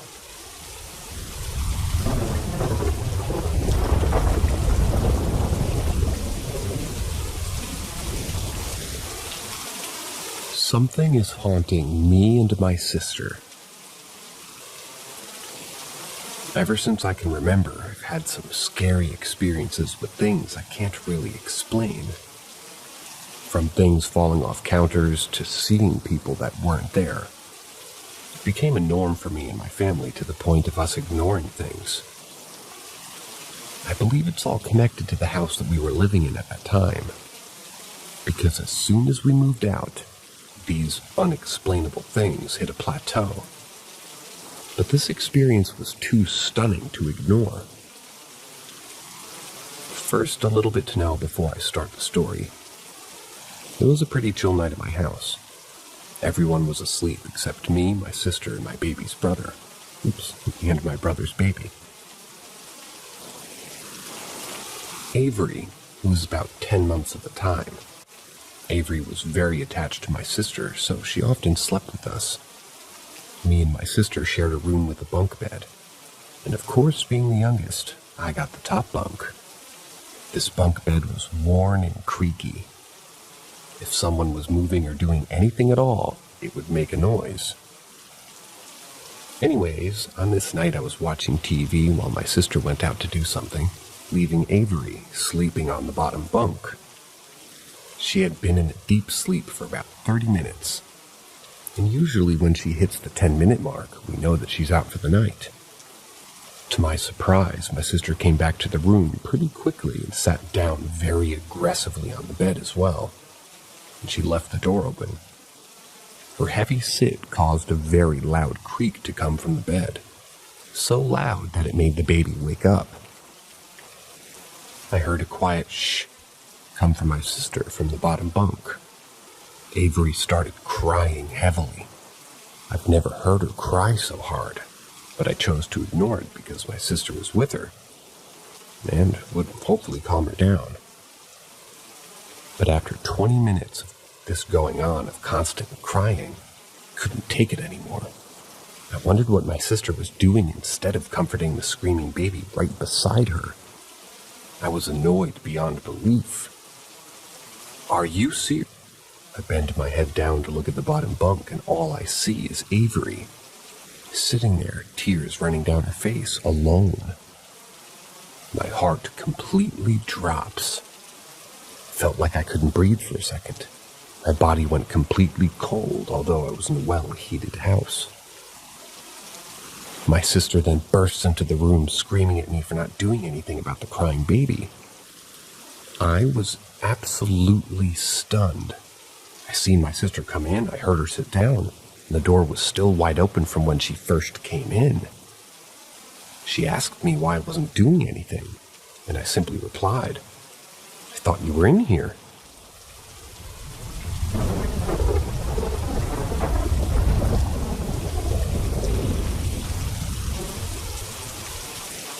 I was visited by an angel during my lowest moment. Over the summer of 2021, I was visited by an angel named Tibri. I know how this sounds, but I need to document this on the web in case anybody else ever comes across a similar situation.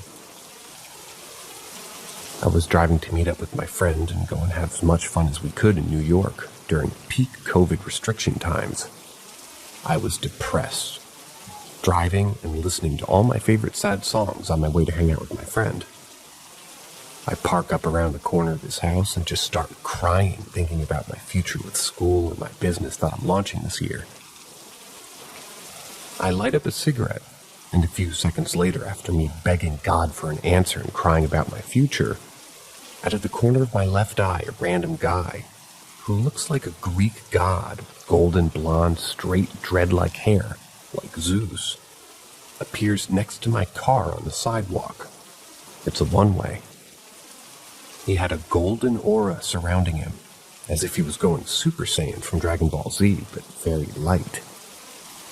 I cannot tell you for $2 billion whether he was white or Mediterranean or what, but he looked like an actual representation of what churches make gods look like in their art. Even down to the halo part around the whole head. He walks up to me in a very casual New York kind of way, Queens. As I'm crying, he asks, "This is the angel speaking. I got bud if you need."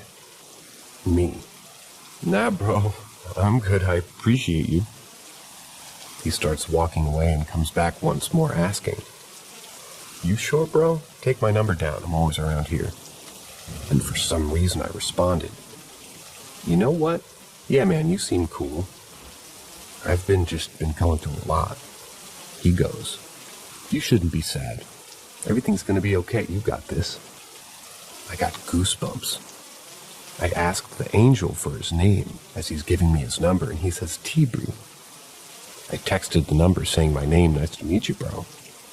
And he walks away and responds exactly 3 seconds later, "You too, my brother, I will see you soon," and walks to the corner of the block, less than 15 yards. An immense light just shines down this one-way street and he disappears. I turn my car on, drive to the intersection, and there's only 3 places he could have gone: straight, left, or right. He went none of the above. He vanished. In less than 10 seconds, this man was gone, and he walked to the corner. His phone number no longer works. Goes straight to, "We're sorry, this number has..." boop, boop, boop. Some of you may laugh, but I feel like if an angel were to ever approach you and send you a message, what's the best way you think that they could do that won't make it too obvious? For me, being raised in New York, you always got someone trying to sell you weed and take your number down, so I'm used to it. So instead of an angel coming down with its wings out and an obvious halo, what if they just pop out as a regular customer at your job? or just someone that you let cross the street even when you have a green light, or that homeless person who truly wants something to eat. What if that's why we're told to love each other equally? Because you never know who you might really be talking to. For all we know, this reality is all a test, and you need to pass the test by shedding kindness onto every soul you meet. If I caught my angel slipping, just know, T-Bree, I'm gonna make fun of you for eternity.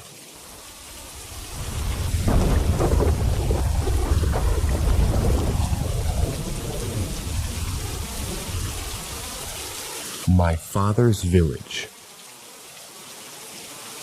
This happened about 11 years ago when I was a child. Don't really remember the exact age, but I remember it was during the summer holidays.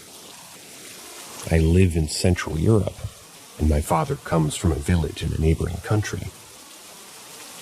The village has a population of about 1,000, so basically the whole village knows each other.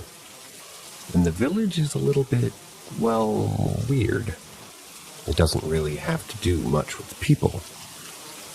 They're all really nice and like to see our family when we came there every summer holiday for 2 weeks. We didn't really go there for about 4 years because father and uncle had a big fight about grandmother's heritage after she had died. But I plan on going there alone once this whole COVID thing is over. So I guess I'll start with the stories. First, the village and the house of my grandmother, where I also had my own experiences. So the first story is one that was told around the village when my dad was little. Once there was a church celebration or a mass, or how it's called. And it's about this one man. I don't really know much about churches, but this one has that tiny balcony where you can observe things from above. And it has some extra seats. He went there because it was the last place with empty seats. He sat on one in the corner, but had fallen asleep. He woke up sometime later, and the church thing was still going, but something felt off. Apparently, after some time, he realized that the people there were already dead and buried behind the church, and everything was silent. He was scared, so he tried to open the front door, which was unfortunately locked. By the way, the spirits were staring at him this whole time. After some time, he had an idea to go up and wake up the village using the church bell. It worked, and the village gathered and unlocked the door so he could get out. The ghosts were not there anymore, and his hair went from gray from all that fear. I heard other stories, but I don't remember all of them. So if people who read this want to, I can ask my father about these stories. So now to my dad's experiences. It's nothing special, but I'm just kind of surprised at how many of them there are. First, when he was a teen, there was a celebration and he and his friends were messing around on the edge of the forest. At one point, they both saw a light deep in the forest. They decided to investigate. My father is really brave about these things, so they took a bucket of water in case of fire and went up. When they arrived, no light was to be seen. It was just pitch black like it tends to be in the forest. So they looked around for a bit and then went back. After some time, they again looked up the hill and saw the light again. But this time, they were too scared to go there. So they kind of forgot about it, and the light disappeared after some time. Then, when he was older and was in high school, this one is probably the creepiest and always seems too fake to me. So I later thought it was just some kind of a bedtime story that my dad made up. I joked about it a few years back, and my dad started to shout at me and was really angry with me for some time afterwards. That made me believe that he was telling the truth, because he seemed genuinely angry that I was making fun of it. So, he was in high school in a nearby city. and would always arrive home pretty late. This one evening was in winter, and it was around 11 p.m. From the bus stop, you have to take quite a long road to the house. Then it's just a few more houses, and then the forest. So he was walking towards his house. A few hundred meters away, there's a turn, so you cannot see very well what's further down the road. But then there arrived an old lady, and she was coming right towards him. He already knew something was off because what would an old grandma be doing outside at this time? She was pretty normally dressed. She had a skirt and a headscarf. But after they get closer, they noticed something. She was normally dressed, but instead of a face, there was nothing, just a black hole. He was obviously really scared, but continued to walk towards her. They crossed each other, but she didn't seem to be aware of his presence. So she kept walking towards the village. My dad ran home and went to a troubled sleep. Those are the two that I remember.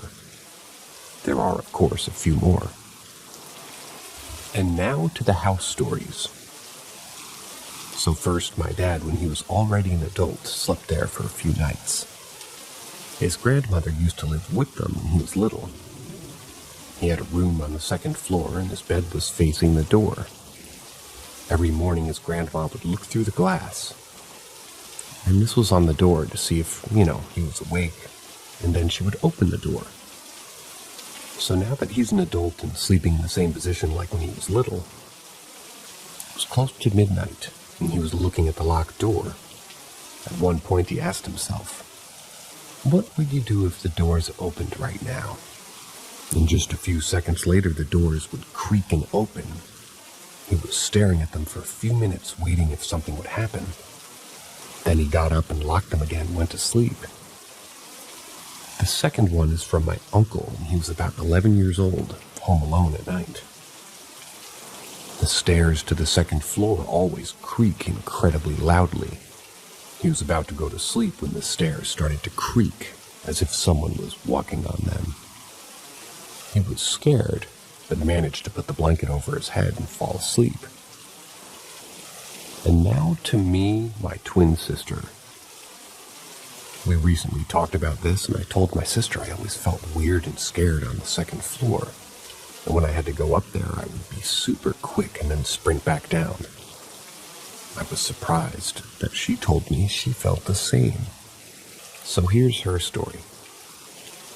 Me and my dad were sleeping in a tent in the garden.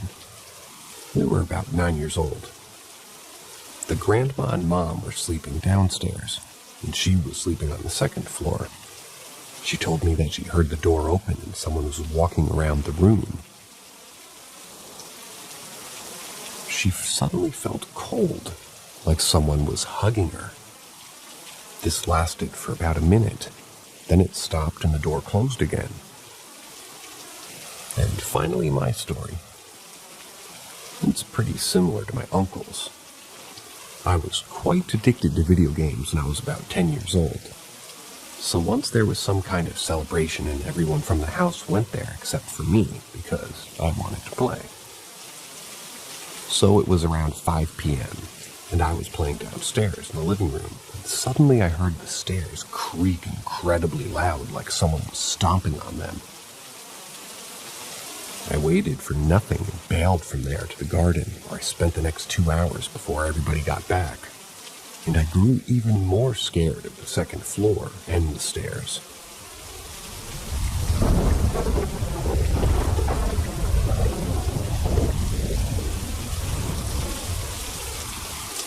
Paranormal experience that's happened to me. My family went camping over a weekend down in Wyoming in the Yellowstone area. It was my immediate family and my cousins.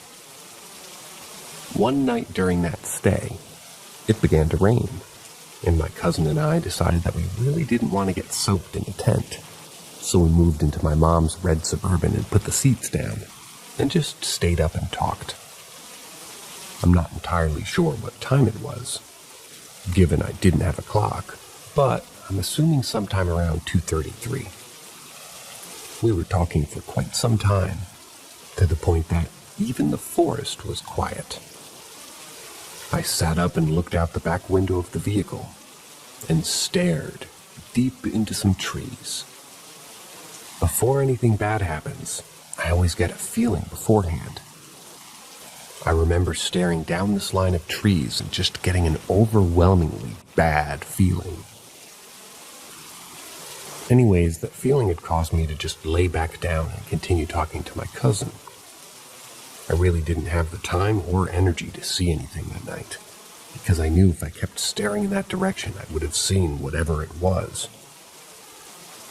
As I was laying next to my cousin, a blue orb swiftly passes around the car that we were in. It was about the size of a basketball, maybe bigger. It was incredibly fast. So fast it shook the car. I jumped due to it surprising me, and I quickly grabbed onto my cousin and asked him, "Did you see that?" He gets a little startled from my sudden grab of his arm, and he just says that he didn't see anything. I brush it off, and assume it's just my lack of sleep messing with me. Anyways, fast forward about 2 minutes. A mass of light blue, a glowing orb start to surround the vehicle that we're in. It's making a noise that I will never forget. It's sort of like when a car at high speed passes you. It gets loud, then quiet, then loud again. The whole car was shaking as these orbs continue circling this car at this insanely high speed. This time, he's experiencing it too, and I'm clenching his arms so hard and screaming while he's screaming with me. This happens for what feels like forever, but in reality, it was probably just a matter of seconds, maybe 10. After the orbs vanished, we kept holding on to each other for a couple of minutes while shaking. Neither of us wanted to open our eyes. He says he saw something different than orbs. He described it as a tesseract triangle absorbing into each other, like a dolphin swimming through the water.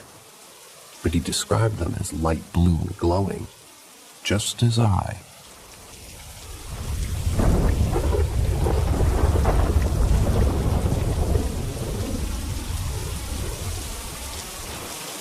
I need help possibly identifying this creature I saw.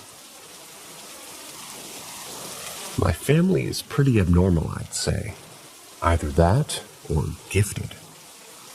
We see lots of things that people would probably call us schizophrenic or crazy for. Hence why I don't share these things with people outside of my family or inner circle. And normally when I do have other people with me, they can see these things too. My mother and stepdad had recently finished building their house, and when I was about 9 or 10 years old, it was kind of in the middle of nowhere. It actually was right next to a prison as well as a military facility. My brother and I all got to pick our new rooms, and I chose the room with the windows facing the front of the house. Since the house was brand new, we hadn't had any blinds installed yet. Really, the only furniture that the house consisted of was our beds and a couch in the living room. Before I experience these abnormal paranormal things, I always get chills down my spine. I can sense it before it happens. And it's as if the hairs on my neck perch up, and I can feel the direction the energy is coming from. I believe it was the first night of our stay there. I had my bed right next to the window. I was struggling to fall asleep, so I just stared outside at the single street lamp right next to our driveway. I instantly felt sick, nauseous, and just overall icky. Something was going to happen, and I was sensing it, and I just couldn't look away. I have a bad habit of just staring directly into the direction that the energy is located. As I was staring, I saw this large humanistic creature thing. It was terribly skinny and freakishly tall. My heart just stopped. I've seen many freaky things before, but not like this. It's so tall, just slightly shorter than the street lamp, with long, skinny arms that dragged behind it as it slowly limps across. God, I was so frightened that I was frozen. I probably was holding my breath from the fear. It just encapsulated me. As I see it limp across my yard, it crosses that street lamp. It illuminates all of its features. It's just disgusting and horrifying. It has no hair. It's fleshy. It's tall and skinny. Its features and its face are sunken in, yet it has no eyes or lips. Its legs are slightly bent as its arms drag behind it. It's so vivid in my memory even now. I remember every detail, and I'm 18 years old. Anyways, I just stare at it in complete fear as it crosses slowly. And after it passed that light, it just vanishes. I ran into my older brother's room after that, and I just slept on his floor. Let's just say I basically stayed up the whole night making sure whatever that was didn't come in. The energy just located in that area in general was terrible. I never left that house at night alone unless someone was watching me.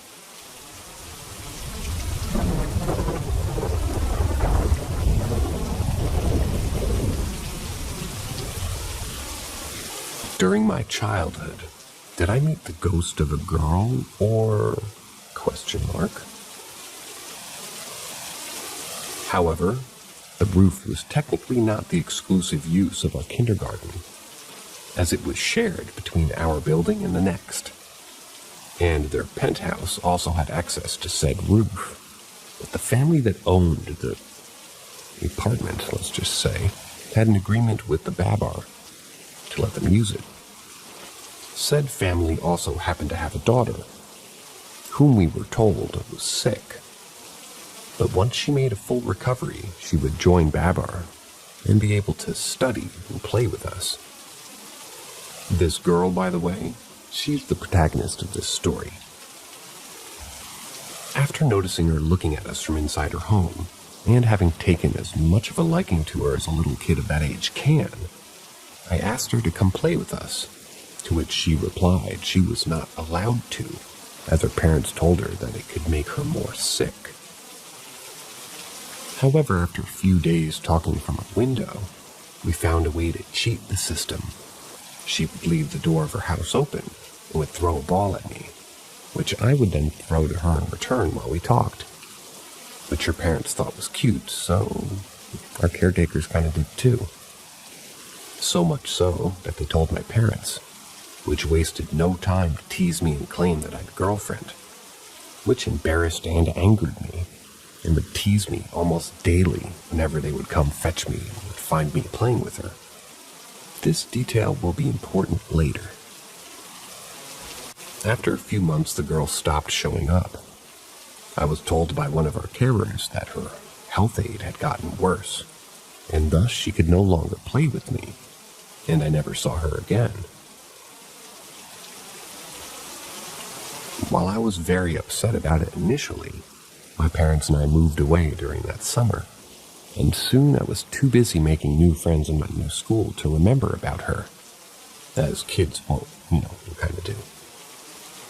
And so 10 years passed, until one day, after I told my mother that I'd gotten my first girlfriend, she decided to tease me and claim that she was the second, as the girl in the kindergarten came first. This tease made all the memories of that girl come rushing back. And after a few weeks of not being able to take it off my head, I decided to return where Babar used to be, and with some luck find the girl and see if she would remember me. Luckily for me, the family still lived in that house, and after I introduced myself and told them a very abridged version of the story through the speaker, they invited me to come up and talk. The father explained to me that sadly, the girl had passed away all those years back. But not to worry, as rather than inconvenience them, it made them happy to meet somebody else who remembered their daughter.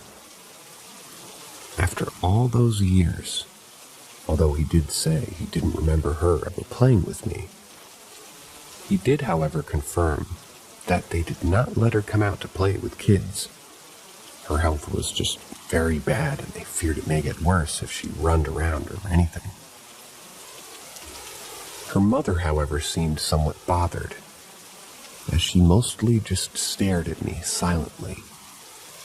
And once her father began showing me pictures of the girl that they still conserved, which, by the way, was indeed the girl I remembered, she suddenly asked me how old I was, to which I replied that I was indeed 16. And this is when the story turns weird. The second I mentioned my age, both her and the father were visibly shook and disturbed. The father quickly asked me to confirm my birth year, which is 1986. After looking at each other and then at me with bewilderment, the mother, which I mentioned had mostly been quiet, began telling me, visibly upset, that it was impossible that I had met their daughter, because their daughter had passed away in 1986. That made no sense, because my mother remembered her just as much as I did, and I do remember our carer mentioning that she was ill and could no longer play with us. So that's 2 adults and myself that remember her. Yet her parents insisted that she had passed away in 1986. And her father even borderline angrily threatened with showing me her death certificate. Things got very tense, and I felt extremely uncomfortable, and so did the family. So I excused myself, which they did make no effort to stop, and left never to return for another 10 years. By the time I was nearly 26, I decided to return to the house once more, despite feeling extremely uncomfortable about it, because as silly as it sounds, I could almost not believe my own experience, and I wanted to find out the truth.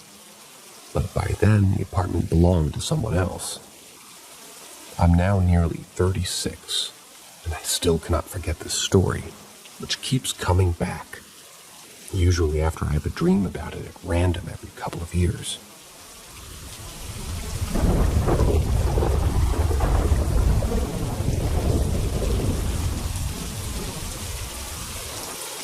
I met a woman I'd had a vision of. When I was around 14 or so, I had 2 friends very interested in magic, Wicca, and the supernatural. I'll call them Abby and Brittany. One day, Brittany wanted to try something that she had read about, a massage that was supposed to open up the senses or something, like a spiritual type release. This massage was supposed to only be done with 2 people in the room, but we were young teens and didn't care. We decided to try in Abby's room, in what was basically an attic. Brittany would massage Abby first. We turned off all the lights so it was pitch black, and Brittany started on Abby's shoulders. I was sitting on the floor, unable to see anything, and that's when it happened. I began to feel weak and lightheaded, like I was about to pass out. I took a deep breath and was suddenly no longer in Abby's room. I had been transported somewhere else entirely. A bright blue sky, no clouds, no sun, all of this expanded above me. Flat beige rock was as far as I could see. From the rock, people were growing, also entirely made of beige rock. Some were more formed than others. Some were just tall blobs. It was like the blobs were being shaped by an unfelt wind. I walked along the eerily quiet surroundings by these people until I came to a rock woman in the middle of my path. She was older, her hair in a bun with glasses on her face, and her arms had not yet been formed. I was just standing there looking at her, when just as suddenly as I had arrived, I was back in Abby's room. Abby was crying, and Brittany quickly turned on the lights. She told us that she had seen a dark place with reds and blacks. It had scared her badly. I didn't tell them what I saw. I had thought that was that. We never spoke of it again. A couple of years later, Abby and I were at the mall. I had to use the restroom, so I went and did my business and walked out of the stall to the sinks. And that's when a woman approached me. She held out her hands. They were wet from washing, and said in what I'm thinking was Italian, "Scusi." She was dressed in beige from her glasses to her high heels, with her graying hair in a bun. I was shocked, but showing her how to use the air dryer for her hands. She said grazie. We smiled at each other and I walked out. I never saw her in real life again, but a few years after our encounter I had a dream. The beige woman was lying in a canopy bed, surrounded by thick purple and red blankets, and her family. A window could be seen looking over a beige city with bright blue sky. It was clear she was on her deathbed. She told me something, and I wish I could remember what it was, but then she peacefully passed. That's when I woke up sobbing. For years, when I would think about her, I would tear up and I would feel like I was having an adrenaline rush. When I finally was able to tell others about this, I couldn't speak without crying.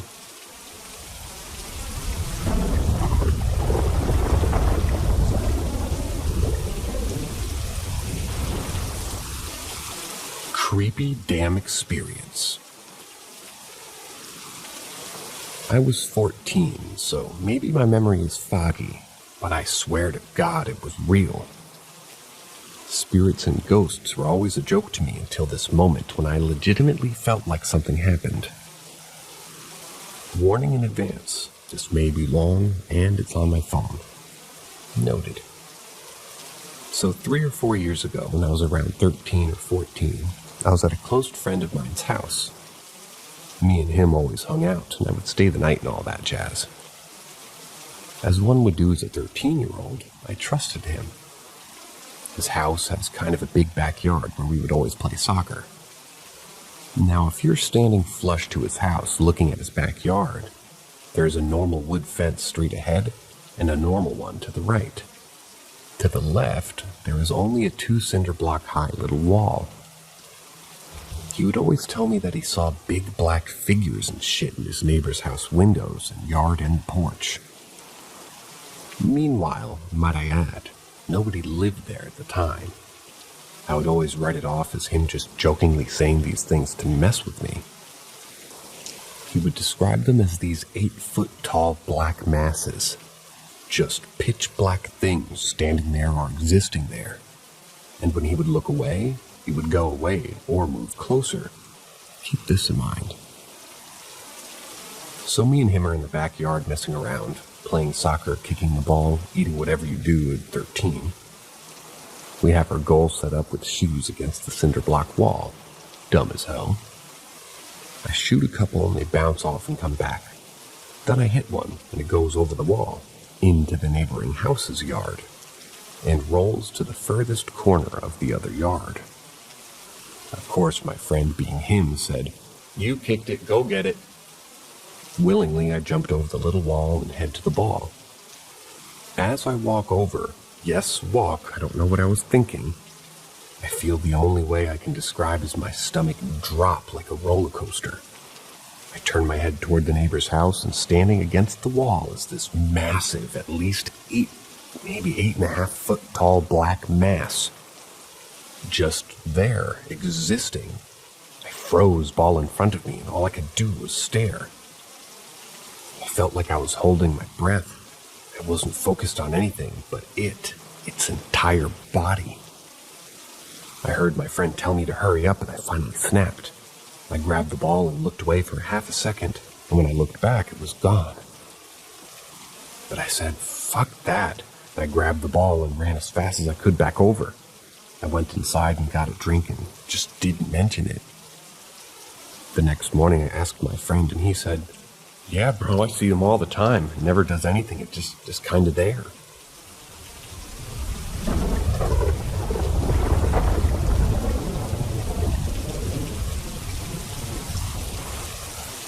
This is going to be hectic, but here's the beginning of the past few months. Just to start off, yes, I believe in the paranormal and all that. I also practice craft stuff, so it's fairly well a part of my life, not to mention that I've dealt with more than my share. As of recently, I moved states to live with a family in an attempt to disconnect from the other side of my family, and to basically start a new page in my book. The house I moved into has been in the family for like 40 plus years, and a few years back my great-grandmother passed. It was sad, and I miss her much. However, I'm still unsettled about seeing her trying to get into her old room, my now room. She hates doors and had to put one up for privacy deals. While I was rearranging and taking some old things out of my room, I moved a brass photo frame that holds the Last Supper, the one with Jesus and his crew. Not Christian, please remember. No respect to those that are. I had set it on the floor to be hung up elsewhere. I think it looks kind of cool, and like Da Vinci, it was kind of chilling while I was putting books on the shelf and whatnot around my room, when I hear loud thumping from the living room. That wouldn't be an issue if there was someone else in the house, even my cat, but it was just me. I firmly believe that was my great-grandmother telling me to put it back up. I did. 2 to 3 months after I moved in, her husband, my great-grandpa, passed also. They both still kind of roam the halls here and make sure that things are in check, which is fine and all, and I'm just getting used to seeing them so often. This isn't just a few things that happen here and there, though. The past 3-ish months, there's been a figure that wasn't invited into the house that seems to try to spook me and my boyfriend as much as possible, going as far as scratching me a few times. There hasn't been a night since my boyfriend moved in with me that we've gotten a full night's sleep because of this thing. I know it upsets the great-grandparents to a degree as well, as really goofs with the energy of the rest of the house. I've tried cleansing, removing, even going to someone with my more experience than me kind of thing for advice.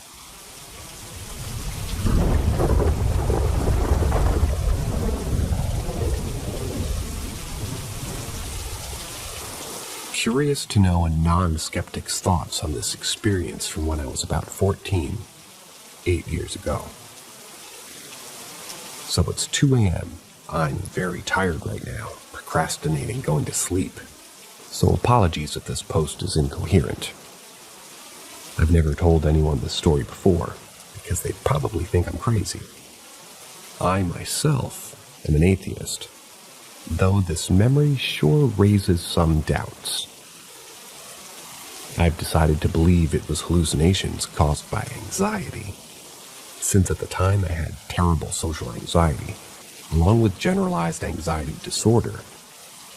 It was also during the same year that my depression came on suddenly and hard. My parents divorced. My mom moved into an apartment, and I spent every weekend in this old house with my dad. Now, this was in 8th grade, and I remember middle school was when the vast majority of my nightmares were about demons and ghosts. So that would have also raised my anxiety surrounding that. So probably the easiest thing to dismiss was one weekend I saw a tall, dark shadow moving out of the corner of my eye. Another time, as I was getting into bed, I saw a bald white man walk toward the wall, only for a split second.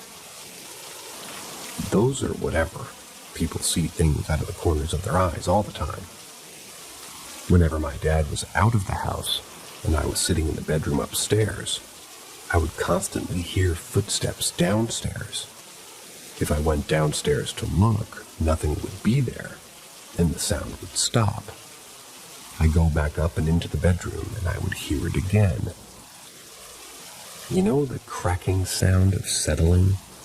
I would hear it relatively frequently at night. Okay, so now I'll describe the big night that absolutely terrified me. My dad was out of the house, and I was in bed upstairs trying to sleep. I heard that cracking sound non-stop, every few seconds. Then I started hearing the very distinct click of a plastic cap on the string curtains hitting against the wall. It was very regular, like it was tapping the wall once per second. At that point, I was getting very anxious, and I put on my headphones and started listening to music to calm down. At the time, I used Tumblr, so I was also scrolling through that. Suddenly, a chill went down my spine, and I got a very strong feeling that I was being watched. I think this was because I subconsciously heard the garage door open, because my dad did come in the room a few minutes later, but I'll get into that. Anyways, chills down my spine, feeling of being watched. Soon after that, I started hearing talking through my music. Couldn't make out any words. It was a man's voice, just sort of talking normally. First, I closed Tumblr in case it was an ad or something on there, but it didn't stop. Then I closed the music app. It still didn't stop. A second or so after I stopped the music, the voice turned deep and angry, and honestly demonic, and was yelling. At that point, I ripped my headphones off, ducked under the blankets, and started hyperventilating. Maybe a minute later, my dad ran into the room asking what's wrong. I just told him I didn't hear the garage door open and thought someone broke into the house. I didn't want to say that I was hearing voices. Something like that's never happened to me since. A month or two later, my dad moved into an apartment, and I never had to go back to that house again, thank God. Although, in one bedroom in my mom's apartment, if I'm in it at night, I would constantly hear footsteps from the kitchen downstairs. But nothing extreme ever happened like in the original house. And now she's moved out of that and bought her own condo, so I'm completely free of haunting paranoia. I'm just sharing this because I'm curious what somebody who believes in hauntings has to say about my story. Oh, and another experience that I can't explain. In 6th grade, I heard the future, though it's actually a pretty boring story. I had a male bus driver in the morning and a female bus driver in the afternoon. One morning I was on the bus and suddenly heard my afternoon female bus driver yell, "Hey!" I looked around, but no one was reacting to it, and I double-checked the driver. It was definitely the male one. That afternoon I was on the bus home with the female driver. At one point a girl on the bus screamed and the bus driver yelled, "Hey!" And it was exactly the same yell I had heard that morning. The first story is strange. That one, I think, was coincidence, sir. Or man.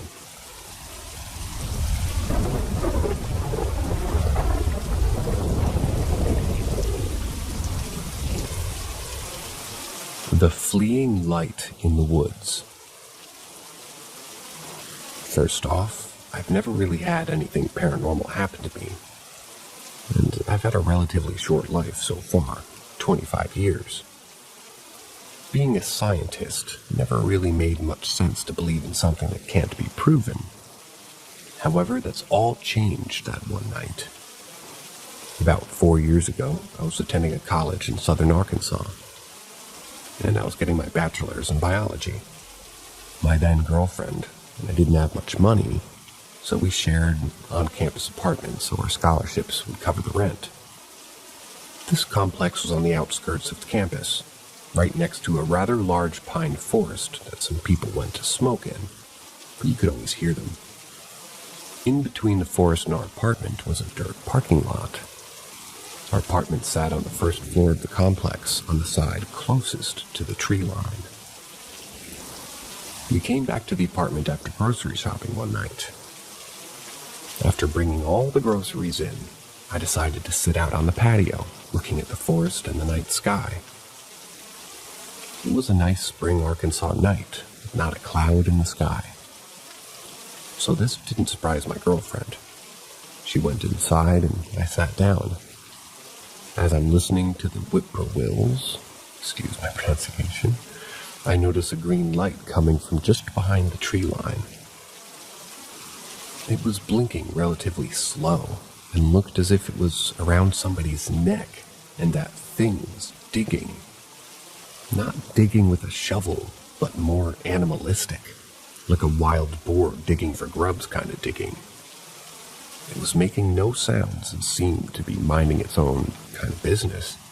As I'm watching this thing very intently, the car pulls into the parking lot, briefly flashing its headlights over the light. At this point, the light stood up, turned solid red, and darted in a straight line through the trees away from the car.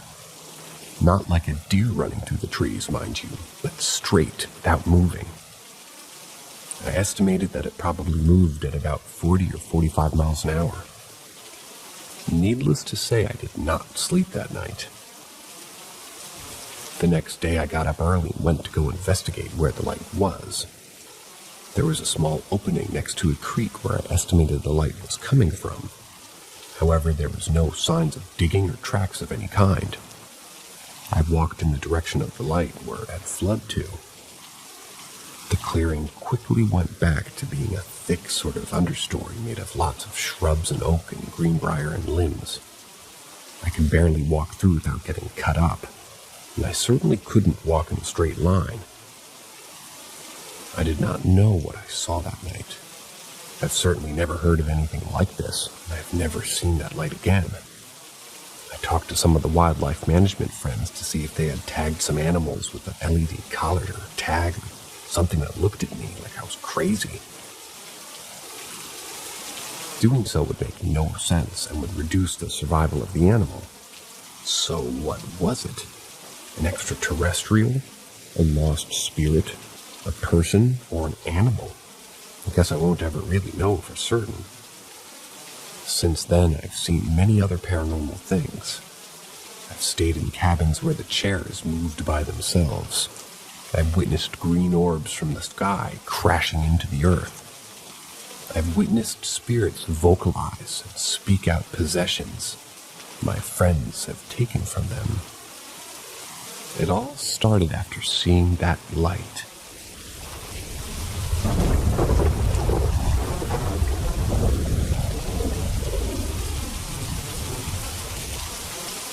My neighbor that didn't age. There was a family of 4 that moved into our neighborhood. Couldn't figure out where they were originally from, but they looked like they're Asian and Hispanic at the same time. They're very good-looking people. Can't explain, but you can say that they're very attractive. I haven't seen them out or talk with other people. I think it's odd that they go out all together almost every night. The 2 members look like a couple, and the other 2 look like a mother and her teenage kid.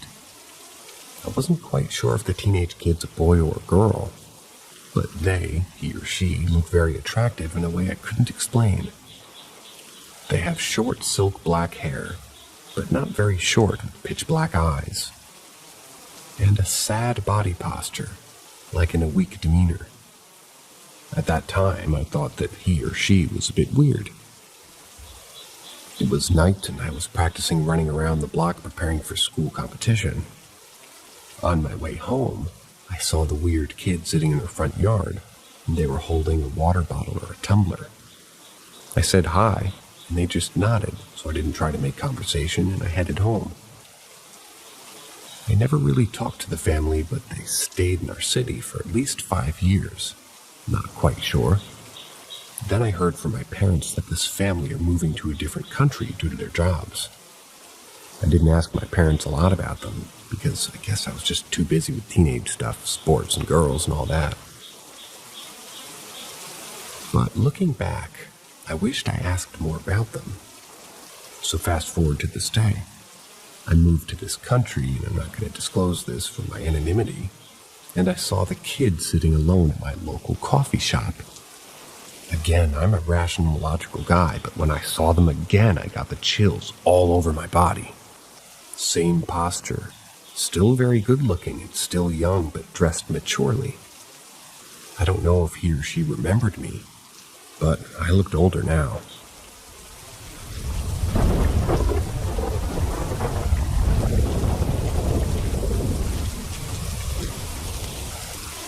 Mysterious woman in the antique shop. When I was in my 20s, I used to live in this apartment on the edge of the city. I used to walk around to explore, because if you would go down the main road, there was a long stretch where there really wasn't much except woods, fields, and things like that. If you kept going, though, it would become another subdivision. I should say that many weird things happened to me and my friends in this area where I lived. I'm pretty sure it was built on a burial ground or something. Anyways, one day I was walking down the side of the road, away from the city, and I saw a sign at the end of a little gravel road that said antique shop. I don't remember really the name of the shop, but it's irrelevant. Anyways, I remember that I had been looking for a specific item, so I decided to walk to the shop to see if they had it. As I walked down the gravel driveway, there stood what looked like an old log cabin, but it was the antique shop. A little behind and to the left of the shop, about 50 feet away or so, stood a house. The house was inhabited by the woman who owned the shop, which I found out later. Anyways, I walk into the shop, and it looked very old and rustic inside. I was the only one there, except behind the counter sat an older woman with gray hair. She immediately started talking to me and was very friendly and welcoming. Felt like I'd known her forever. We chatted for a while, and I remember asking her if they had that item that I was looking for. She said no. We talked for a while. I felt like I'd lost track of time, like we were in our own little world. After chatting with her for a few minutes, she told me that I could go up to the house and ask the shop owner if she knew if they had the item. I walked up to the house and knocked on the door. A different older woman answered, and I asked her about the item. I told her that an old woman in the shop had told me to come up to the house and ask. She immediately got really wide-eyed, and a look of fear came over her. She explained to me that no one else worked in the shop except her. I guess she was taking a break from running the shop and relaxing in the house. Still looked scared and in shock. She quickly tried to shoo me away and told me goodbye and closed the door quickly. I just walked away not knowing what else had happened. It still gives me the chills thinking about it.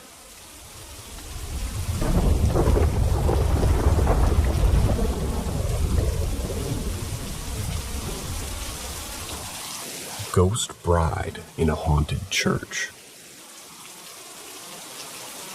Several years ago, I had an opportunity to help restore a 100-plus-year-old church that's been vacant for roughly 45 years or so. The church is attached to what was once a primary school that had already been restored into office spaces.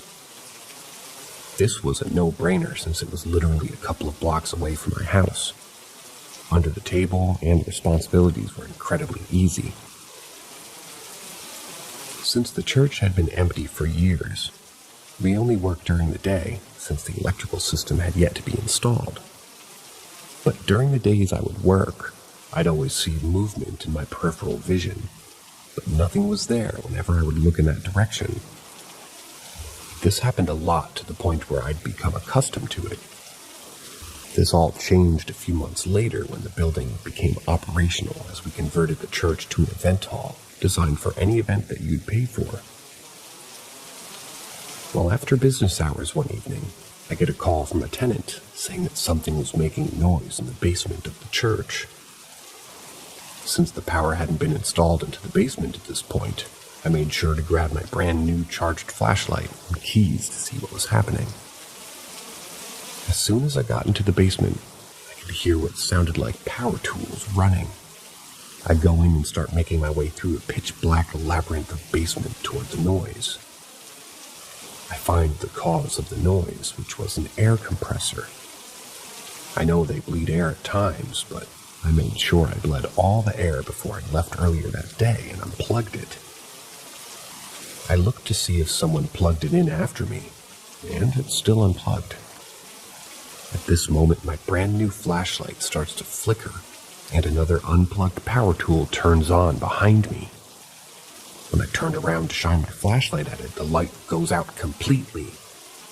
I haul ass out of the basement through complete darkness towards the door. I get out and see the tenant is standing at the door with a puzzled look on her face. She asks what was wrong, because I'm out of breath and I'm freaked out. I tell her what happened. She smirks and says that apparently doesn't surprise her. She's lived in the neighborhood her entire life. Tells me that as a child, she attended the school and church. She then tells me a story of a woman who held the last wedding in the church before it closed down.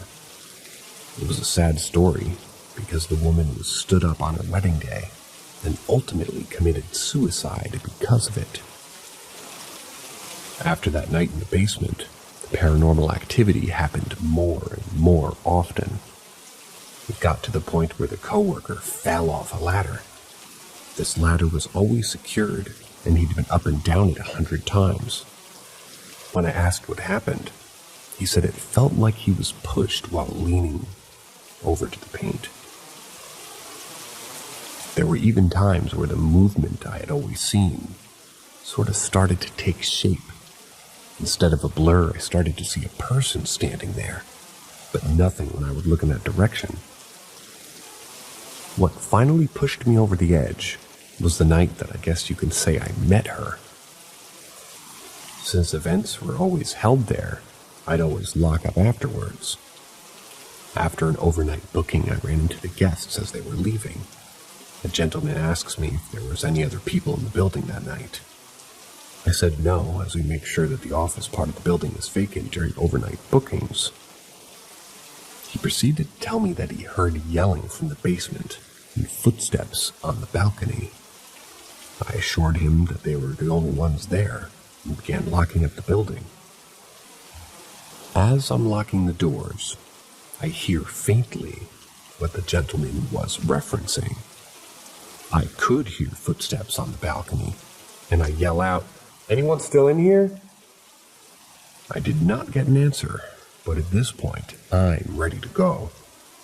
What I hated most about locking up is the light switch was nowhere near the door. So you'd have to shut off all the lights and then walk about 30 feet to the door in darkness.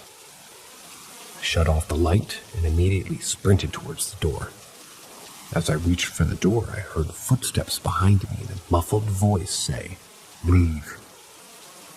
I didn't stop to see what it was. I made my way to the glass entry doors and to the other side as fast as I could. As I'm locking the door, I see movement inside of the church. I look up, and I see a ghostly or shadow-like figure standing where the altar once was. I quickly looked down to ensure I locked the door, and by the time I looked back up, the shadowy figure is now making its way to the glass doors. I honestly don't remember if I locked the door or not because I immediately got the hell out of there. After that night, I made sure I never entered that building after dark again.